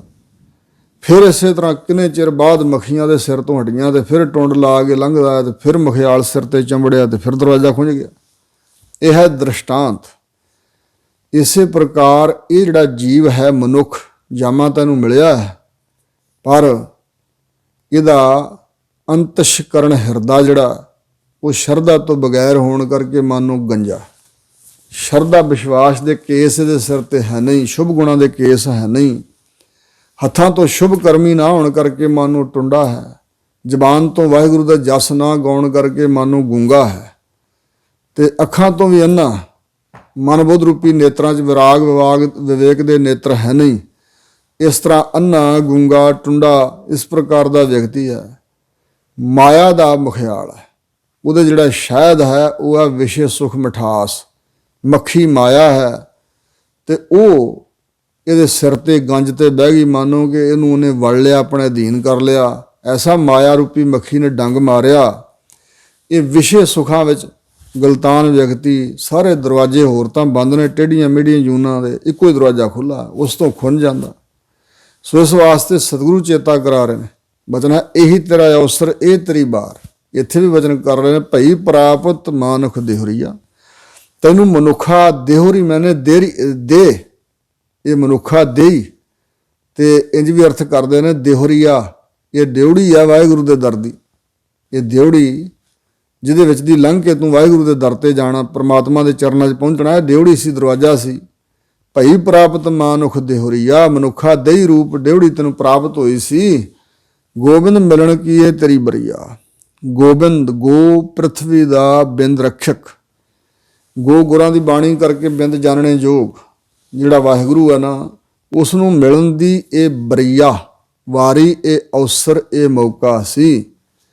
ਅਵਰ ਕਾਜ ਤੇਰਾ ਕਿਤੇ ਨਾ ਕਾਮ, ਤੂੰ ਇਸ ਮਨੁੱਖਾ ਦੇਹੀ ਨੂੰ ਪ੍ਰਾਪਤ ਕਰਕੇ ਹੋਰਨਾਂ ਕਾਜਾਂ ਵਿੱਚ, ਕੰਮਾਂ ਧੰਦਿਆਂ 'ਚ ਲਾ ਛੱਡਿਆ, ਜੋ ਕਿ ਗੌਣ ਕਾਰਜ ਸੀ। ਸਰੀਰ ਮਿਲਿਆ, ਇਹਦੀ ਪਰਵਰਿਸ਼ ਵੀ ਕਰ। ਘਟ ਵਸਹਿ ਚਰਨਾਰ ਬਿੰਦ ਰਸਨਾ ਜਪੈ ਗੋਪਾਲ, ਨਾਨਕ ਸੋ ਪ੍ਰਭ ਸਿਮਰਿਐ ਤਿਸ ਦੇਹੀ ਕੋ ਪਾਲ। ਔਰ ਪਰਿਵਾਰ ਬੱਚੇ ਨੇ ਰਹਿਣਾ ਤਾਂ ਉਹਨਾਂ ਦੇ ਵਿੱਚ ਹੈ, ਆਪਣੇ ਫਰਜ਼ ਅਦਾ ਕਰਨੇ ਨੇ। ਇਹ ਪਰਮਾਤਮਾ ਨੇ ਰਚਨਾ ਸਾਰੀ ਰਚੀ ਹੈ। ਪਰ ਇਹ ਵੀ ਚੇਤੇ ਰੱਖਣਾ ਹੈ ਕਿ ਅਗਲੇ ਪਾਸੇ ਜਹਾਨ, ਅਗਲੇ ਜਾਣਾ, ਉੱਥੇ ਇਹ ਸਾਰਾ ਕੁਝ ਨਹੀਂ ਜਾਣਾ। ਇਹ ਤੇ ਇੱਕ ਸਰਾਂ ਹੈ। ਸਰਾਂ 'ਚ ਮੁਸਾਫਰ ਆਉਂਦੇ ਨੇ ਤੇ ਰਾਤ ਕੱਟ ਕੇ ਅੱਗੇ ਨੂੰ ਦੌੜਦੇ ਨੇ, ਆਪਣੇ ਘਰ ਵੱਲ ਨੂੰ, ਮੰਜ਼ਿਲ ਵੱਲ ਨੂੰ ਵੱਧਦੇ ਨੇ। ਪਰ ਸਾਡੀ ਗਿਆਨਤਾ ਵੀ ਅਸੀਂ ਇਸ ਨੂੰ ਸੱਚਾ ਮੰਨ ਕੇ ਇਹ ਨਹੀਂ ਖਿਆਲ ਕੀਤਾ ਵੀ ਇਹੋ ਜਿਹੇ ਪਰਿਵਾਰ ਪਹਿਲਾਂ ਵੀ ਕਈ ਸਾਨੂੰ ਮਿਲ ਚੁੱਕੇ ਨੇ, ਹੁਣ ਇੱਥੇ ਆਏ ਆ, ਅੱਗੇ ਨੂੰ ਪਤਾ ਨਹੀਂ ਫਿਰ ਕਿੱਥੇ ਚਲੇ ਜਾਣਾ। ਛੁਟਕਾਰਾ ਨਹੀਂ ਹੈ, ਇਹ ਫਸੌਤੀ ਹੈ। ਅਵਰ ਜੰਜਾਲ ਤੇਰਾ ਕਾਹੂ ਨਾ ਕਾਮ ਜੀਓ, ਹਜ਼ੂਰ ਨੇ ਕਿਹਾ। ਪ੍ਰਮਾਤਮਾ ਦਾ ਸਿਮਰਨ ਛੱਡ ਦਿੱਤਾ। ਜੋ ਮੁੱਖ ਕਾਰਜ ਸੀ ਮਨੁੱਖਾ ਦੇਹੀ ਦਾ, ਉਹ ਕਾਰਜ ਛੱਡ ਦਿੱਤਾ। ਸੋ ਚੇਤ ਰੇ ਚੇਤ ਅਚੇਤ ਮਹਾਪਸ ਅੰਤ ਕੀ ਬਾਰ ਅਕੇਲੋ ਹੀ ਜੈ ਹੈ। ਹਜ਼ੂਰ ਕਹਿੰਦੇ ਨੇ ਵਾਹਿਗੁਰੂ ਦੇ ਭਜਨ ਤੋਂ ਬਗੈਰ ਹੋਰ ਜਿੰਨੇ ਕਾਰਜ ਤੇਰੇ ਹਨ, ਕਿਤੇ ਨਾ ਕਾਮ, ਤੇਰੇ ਕਿਸੇ ਕੰਮ ਨਹੀਂ ਆਉਣੇ। ਤੇਰੀ ਕਲਿਆਣ ਦਾ ਕੋਈ ਇਹਨਾਂ ਵਿੱਚ ਸਾਧਨ ਨਹੀਂ ਹੈ ਜਿਹੜੇ ਕਰਮ ਤੂੰ ਕਰ ਰਿਹਾ। ਮਿਲ ਸਾਧ ਸੰਗਤ ਭਜ ਕੇਵਲ ਨਾਮ। ਸਾਧ ਸ੍ਰੇਸ਼ਟ ਜਨਾਂ ਦੀ ਸੰਗਤ ਵਿੱਚ ਮਿਲ ਕੇ, ਜਿੱਥੋਂ ਮਨ ਸਾਧਿਆ ਜਾਏ, ਐਸੀ ਸਾਧ ਸੰਗਤ ਵਿੱਚ ਮਿਲ ਕੇ ਕੇਵਲ ਤੇ ਕੇਵਲ ਵਾਹਿਗੁਰੂ ਪਰਮਾਤਮਾ ਦੇ ਨਾਮ ਦਾ ਭਜਨ ਜ਼ਰੂਰ ਕਰਿਆ ਕਰ। ਰੋਜ਼ ਰੋਜ਼ ਜਦੋਂ ਵੀ ਹੋ ਸਕੇ, ਦਿਹਾੜੀ 'ਚ ਜਿੰਨੀ ਵਾਰੀ, ਜਿੰਨਾ ਸਮਾਂ ਵੱਧ ਲੱਗ ਸਕੇ। ਕੰਮਾਂ ਧੰਦਿਆਂ 'ਚੋਂ ਵੇਲ ਮਿਲਦਾ ਹੀ ਆ, ਅਸੀਂ ਬਹਾਨੇ ਬਣਾਉਂਦੇ ਆ ਵੀ ਵੇਲ ਹੀ ਨਹੀਂ ਜੀ, ਵੇਲ ਹੀ ਨਹੀਂ। ਅਸੀਂ ਕੰਮਾਂ ਧੰਦਿਆਂ ਵਾਲੇ ਬੰਦੇ ਆ ਜੀ, ਸਾਡਾ ਸਰਦਾ ਹੀ ਨਹੀਂ ਕੰਮ ਤੋਂ ਬਗੈਰ, ਰੋਟੀ ਕਿੱਥੋਂ ਖਾਈਏ ਜੀ। ਇੱਕ ਵਾਰੀ ਹਜ਼ੂਰ ਦਸਮ ਪਾਤਸ਼ਾਹ ਨੂੰ ਪੁੱਛਿਆ ਸੀ, ਮਹਾਰਾਜ ਜੇ ਇੰਜ ਭਜਨ ਕਰਦਿਆਂ ਕਰਦਿਆਂ ਚਿੱਤ ਹੀ ਜੁੜ ਜਾਏ ਲੋਕਾਂ ਦਾ, ਸਾਰੀ ਦੁਨੀਆ ਦਾ ਹੀ, ਤੇ ਫਿਰ ਰੋਟੀ ਪਾਣੀ ਕਿੱਥੋਂ ਖਾਣਗੇ ਲੋਕ। ਜੇ ਭਜਨ ਵਿੱਚ ਹੀ ਚਿੱਤ ਜੁੜ ਜੇ, ਕੰਮ ਧੰਦੇ ਛੱਡ ਹੀ ਜਾਣ, ਐਡੇ ਬਰਾਗੀ ਹੋ ਜਾਣ। ਤਾਂ ਗੁਰੂ ਮਹਾਰਾਜ ਨੇ ਕਿਹਾ ਸੀ ਕਿ ਇਸ ਪ੍ਰਸ਼ਨ ਦਾ ਜਵਾਬ ਸਤਿਗੁਰੂ ਨਾਨਕ ਦੇਵ ਜੀ ਨੇ ਦਿੱਤਾ ਹੋਇਆ। ਨਦੀਆਂ ਹੋਵਹਿ ਧੇਣਵਾ, ਸੁਮ ਹੋਵਹਿ ਦੁੱਧ ਕੀਓ, ਸਗਲੀ ਧਰਤੀ ਸ਼ੱਕਰ ਹੋਵੈ, ਖੁਸ਼ੀ ਕਰੈ ਨਿਤ ਜੀਓ। ਜੇ ਹੁਣ ਪ੍ਰਬੰਧ ਸਾਰਾ ਪ੍ਰਮਾਤਮਾ ਨੇ ਕੀਤਾ ਕਿ ਧਰਤੀ ਵਿੱਚੋਂ ਉਸਨੇ ਹੀ ਇਹ ਅਨਾਜ ਪੈਦਾ ਕੀਤੇ ਨੇ, ਜਿੰਨੇ ਬੀਜ ਬਣਾਏ ਹਨ, ਜਿੰਨੇ ਖਾਣ ਪੀਣ ਵਾਲੇ ਪਦਾਰਥ ਧਰਤੀ 'ਚੋਂ ਪੈਦਾ ਹੁੰਦੇ ਨੇ, ਉਹਨੇ ਇਸ ਤਰ੍ਹਾਂ ਦਾ ਪ੍ਰਬੰਧ ਕੀਤਾ। ਇਹ ਤਾਂ ਸਿਰਫ ਜੀਆਂ ਨੂੰ ਉਦਮ 'ਚ ਰੱਖਣ ਵਾਸਤੇ, ਤੇ ਇਹ ਸਰੀਰਕ ਤੌਰ 'ਤੇ ਕੰਮ ਧੰਦਾ ਕਰਨ। ਜੇ ਖਾਣਾ ਪੀਣਾ ਦੇਹੀ ਦਾ ਧਰਮ ਹੈ ਤਾਂ ਕੰਮ ਧੰਦਾ ਵੀ ਕਰਨਾ ਦੇਹੀ ਦਾ ਧਰਮ ਹੈ। ਇਹ ਕਰਨ ਤੇ ਕਮਾ ਕੇ ਖਾਣ, ਇੱਕ ਦੂਜੇ ਨੂੰ ਖਵਾਉਣ, ਇਹ ਆਪਣੇ ਫਰਜ਼ ਅਦਾ ਕਰਨ। ਸੰਸਾਰ ਜੋ ਤਮਾਸ਼ਾ ਰਚਿਆ ਇਹਦੇ ਵਿੱਚ ਪਾਤਰ ਬਣ ਕੇ ਵਿਚਰਨ, ਪਰ ਪਰਮਾਤਮਾ ਨੂੰ ਭੁਲਾ ਦੇਣਗੇ ਤੇ ਫਿਰ ਨੁਕਸਾਨ ਹੋਵੇਗਾ ਜੀਆਂ ਦਾ। ਵਾਹਿਗੁਰੂ ਨੂੰ ਵਿਸਾਰ ਦੇਣ ਨਾਲ ਆਤਮਿਕ ਮੌਤ ਹੋ ਜਾਂਦੀ ਹੈ। ਆਤਮਿਕ ਜੀਵਨ ਅਸੀਂ ਛੱਡਿਆ ਹੋਇਆ ਤੇ ਸਰੀਰਕ ਜੀਵਨ ਵਿੱਚ ਹੀ ਬਤੀਤ ਕਰ ਰਹੇ ਹਾਂ ਸਾਰਾ ਸਮਾਂ। ਸਤਿਗੁਰੂ ਕਹਿੰਦੇ ਨੇ ਸਰੀਰਕ ਜੀਵਨ ਇੱਕ ਪੌੜੀ ਸੀ, ਆਤਮਿਕ ਤਰੱਕੀ ਵਾਸਤੇ ਮਨੁੱਖਾ ਦੇਹੀ ਇੱਕ ਪੌੜੀ ਹੈ। ਤੇ ਇਸ ਪੌੜੀ ਤੇ ਚੜ੍ਹ ਕੇ ਦੇਹ ਘੋੜੀ ਚੜ੍ਹ ਹਰ ਪਾ, ਮਾਨੋ ਇੱਕ ਸਵਾਰੀ ਸੀ ਸਾਡੇ ਵਾਸਤੇ। ਜ਼ਰੂਰ ਕਹਿੰਦੇ ਦੇਹ ਸਰੀਰ ਇੱਕ ਘੋੜੀ ਹੈ, ਇਸ ਦੇ ਉੱਪਰ ਚੜ੍ਹ ਕੇ ਤੇ ਮੰਜ਼ਿਲ ਮਾਰਨੀ ਸੀ, ਮੰਜ਼ਿਲ ਤੇ ਪਹੁੰਚਣਾ ਸੀ। ਦੇਹ ਘੋੜੀ ਚੜ੍ਹ ਹਰ ਪਾਇਆ, ਪਰ ਇਸ ਦੇਹ ਨੂੰ ਹੀ ਆਪਣਾ ਰੂਪ ਮੰਨ ਕੇ ਇਹਦੇ ਵਿੱਚ ਹੀ ਖਚਤ ਹੋ ਗਿਆ। ਇਹਨੂੰ ਪਾਲਣ ਪੋਸ਼ਣ ਵਿੱਚ ਹੀ, ਇਹਨੂੰ ਸਵਾਰਨ ਸ਼ਿੰਗਾਰਨ ਵਿੱਚ ਹੀ ਦੇਹ ਦੇ ਆਸ ਏਡਾ ਵੱਧ ਗਿਆ ਤੇ ਇਹਨੂੰ ਹੀ ਆਪਣਾ ਰੂਪ ਮੰਨ ਲਿਆ। ਨਹੀਂ, ਇਹ ਤਾਂ ਇੱਕ ਸਾਧਨ ਸੀ।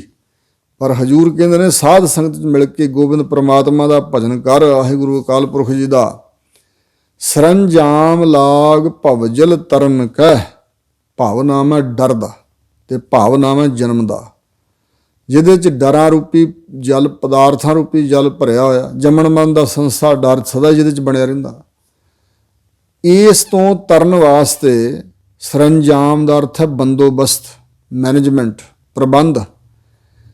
ਇਸ ਸੰਸਾਰ ਭਵਜਲ ਸੰਸਾਰ ਤੋਂ ਤਰਨ ਵਾਸਤੇ ਉਹ ਸਰੰਜਾਮ ਉਦਮ ਵਿੱਚ, ਬੰਦੋਬਸਤ ਵਿੱਚ, ਪ੍ਰਬੰਧ ਵਿੱਚ ਲੱਗ। ਜਨਮ ਬ੍ਰਿਥਾ ਜਾਤ ਰੰਗ ਮਾਇਆ ਗਏ। ਤੂੰ ਮਾਇਆ ਦਾ ਰੰਗ ਚਾੜ ਲਿਆ। ਇਹ ਤਨ ਮਾਇਆ ਪਾਹਿਆ ਪਿਆਰੇ, ਲੀਤੜਾ ਲੱਭ ਰੰਗਾਏ। ਇਹ ਤਨ ਮਾਇਆ ਦੀ ਪਾਹ ਵਾਲਾ ਬਣ ਗਿਆ। ਪਹਿਲਾਂ ਖੁੰਬ ਤੇ ਚਾੜਿਆ ਜਾਂਦਾ ਨਾ ਕੱਪੜਾ, ਫਿਰ ਰੰਗਿਆ ਜਾਂਦਾ। ਮਾਇਆ ਦੇ ਤੇ ਚੜ੍ਹ ਗਈ ਪਾਹ ਤੇ ਲੱਭ ਦੇ ਰੰਗ ਵਿੱਚ ਇਹਨੂੰ ਤੂੰ ਰੰਗਾ ਲਿਆ। ਮੇਰਾ ਕੰਤ ਨਾ ਭਾਵੈ ਚੋਲੜਾ ਪਿਆਰੇ। ਇਹੋ ਜਿਹੀ ਜੀਵ ਰੂਪ ਇਸਤਰੀ ਮੇਰੇ ਕੰਤ ਪਰਮਾਤਮਾ ਨੂੰ ਨਹੀਂ ਪਾਉਂਦੀ। ਇਹੋ ਜਿਹਾ ਚੋਲਾ ਵਾਹਿਗੁਰੂ ਨੂੰ ਪਸੰਦ ਨਹੀਂ ਆਉਂਦਾ। ਕਿਉਂ ਧਨ ਸੇਜਿਆ ਜਾਏ। ਕਿਸ ਤਰ੍ਹਾਂ ਜੀਵ ਰੂਪ ਇਸਤਰੀ ਪਰਮਾਤਮਾ ਪਤੀ ਦੀ ਛੇਹ ਤੇ ਜਾ ਸਕਦੀ ਹੈ। ਸੋ ਇਸ ਪ੍ਰਕਾਰ ਹਜ਼ੂਰ ਕਹਿੰਦੇ ਨੇ ਇਸ ਮਾਇਆ ਦੇ ਰੰਗ ਵਿੱਚ ਰੰਗਿਆ ਹੋਇਆ ਤੂੰ ਆਪਣਾ ਜਨਮ ਬਿਰਥਾ ਗੁਆਰਿਆ। ਤੇਰਾ ਮਾਇਆ ਦੇ ਰੰਗ ਕਾਰਨ, ਮਾਇਆ ਦੇ ਪ੍ਰੇਮ ਵਿੱਚ ਖਚਿਤ ਹੋਣ ਕਰਕੇ ਮਨੁੱਖਾ ਜਨਮ ਬੜੀ ਦੁਰਲਭ ਵਸਤੂ ਸੀ। ਕਬੀਰ ਮਾਨਸ ਜਨਮ ਦੁਲੰਭ ਹੈ, ਹੋਏ ਨਾ ਬਾਰੈ ਬਾਰ, ਜੋ ਬਨ ਫਲ ਪਾਕੈ ਭੋਏ ਗਿਰਹਿ ਬਹੁਰ ਨ ਲਾਗੈ ਡਾਰ। ਬਿਰਛ ਦੀਆਂ ਟਾਹਣੀਆਂ ਨੂੰ ਲੱਗੇ ਫਲ, ਪੱਕ ਕੇ ਟੁੱਟ ਕੇ ਧਰਤੀ ਤੇ ਡਿੱਗ ਪੈਣ, ਫਿਰ ਫੜ ਕੇ ਦੁਬਾਰਾ ਉਸ ਵੇਲੇ ਟਾਹਣੀ ਨੂੰ ਨਹੀਂ ਜੋੜੇ ਜਾਂਦੇ, ਜਾਂ ਦੁਬਾਰਾ ਛੇਤੀ ਨਾਲ ਨਹੀਂ ਲੱਗਦੇ। ਕਦੋਂ ਕਿਤੇ ਰੁੱਤ ਆਵੇ ਅਗਲੇ ਸਾਲ ਫਿਰ ਫੁੱਲ ਲੱਗਣਗੇ, ਜੇ ਨਾ ਝੜੇ ਵਾਹਿਗੁਰੂ ਦੀ ਕਿਰਪਾ ਰਹੀ ਤੇ ਫਿਰ ਫਲ ਬਣਨਗੇ, ਫਿਰ ਪੱਕਣਗੇ। ਸੋ ਇਸ ਪ੍ਰਕਾਰ ਇਹ ਬਾਰ-ਬਾਰ ਨਹੀਂ ਹੁੰਦਾ ਮਨੁੱਖਾ ਜਨਮ, ਮਸਾਂ ਕਿਤੇ ਵੱਡਿਆਂ ਭਾਗਾਂ ਕਰਕੇ ਮਿਲਿਆ।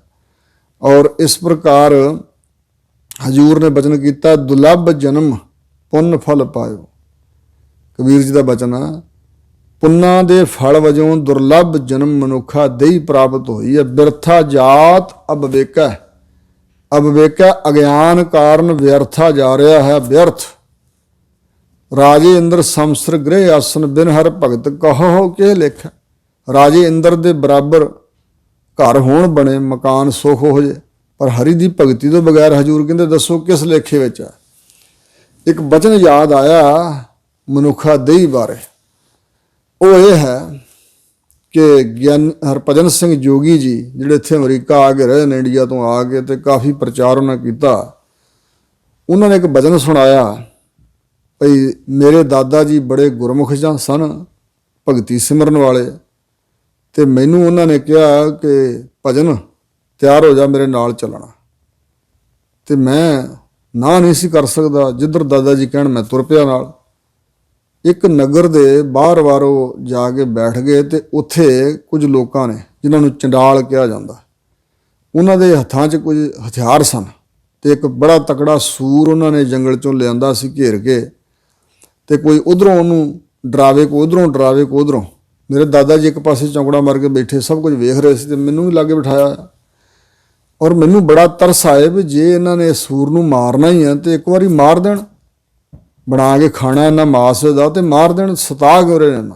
ਬੜਾ ਦੁਖੀ ਕਰਕੇ ਘੰਟਾ ਭਰ ਉਹਨਾਂ ਨੇ ਕਦੇ ਸ਼ਸਤਰ ਖੋਭਣ ਥੋੜ੍ਹਾ ਜਿਹਾ, ਕਦੇ ਨਾ, ਕਦੇ ਉਧਰ ਕਦੇ ਉਧਰ, ਤੇ ਅਖੀਰ ਨੂੰ ਫਿਰ ਇੱਕ ਨੇ ਵਰਸ਼ਾ ਮਾਰਿਆ, ਉਹਦੇ ਢਿੱਡ ਵਿੱਚ ਦੀ ਦਸਾਰ ਪਰ ਲੰਘਿਆ, ਤੇ ਬੜਾ ਚਿਰ ਉਹ ਸੂਰ ਤੜਫਿਆ।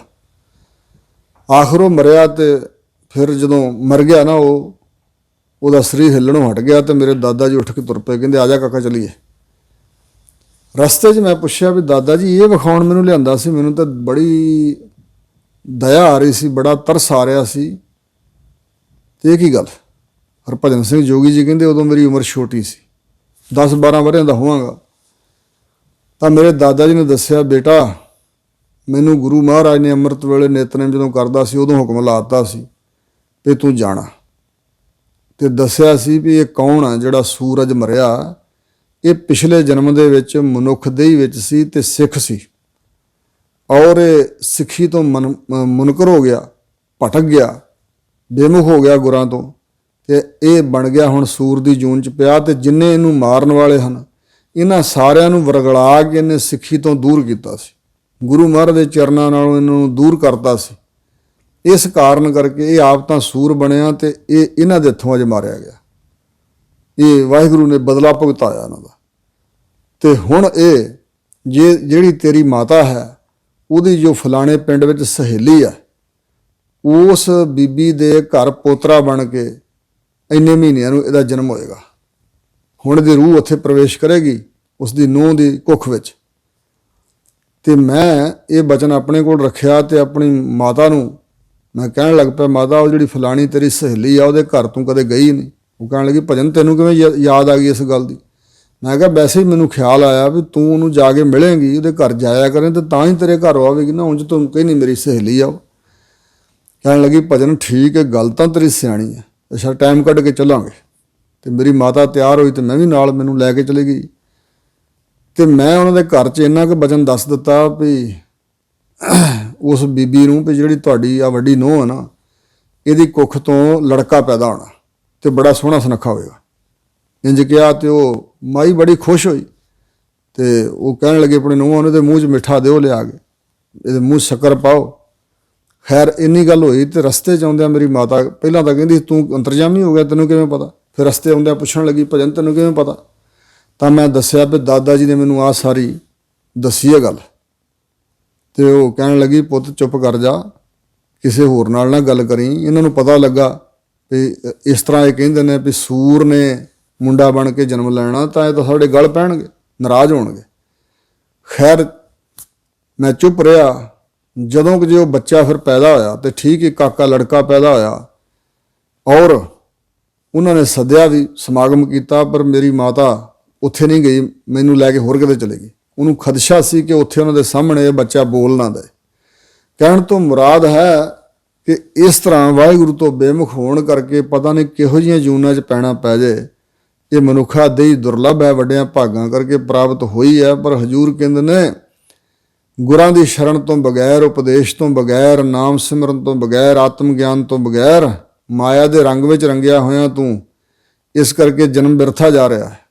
ਜਪ ਤਪ ਸੰਜਮ ਧਰਮ ਨਾ ਕਮਾਇਆ। ਰਹਾਓ ਵਿਸ਼ਰਾਮ ਦੇ ਕੇ ਸ਼ਬਦ ਦਾ ਮੂਲ ਭਾਵ ਦੱਸ ਕੇ ਹਜ਼ੂਰ ਕਹਿ ਰਹੇ ਨੇ, ਨਾ ਤੂੰ ਕੀਤਾ ਹੈ ਜਪ, ਨਾ ਤਪ ਸੇਵਾ, ਨਾ ਸੰਜਮ ਇੰਦਰੀਆਂ ਦਾ ਕੰਟਰੋਲ, ਸਵੈ ਕਾਬੂ, ਆਪਣੇ ਜੀਵਨ ਨੂੰ ਕੰਟਰੋਲ 'ਚ ਕਾਬੂ 'ਚ ਰੱਖਣ ਦਾ ਕਰਮ।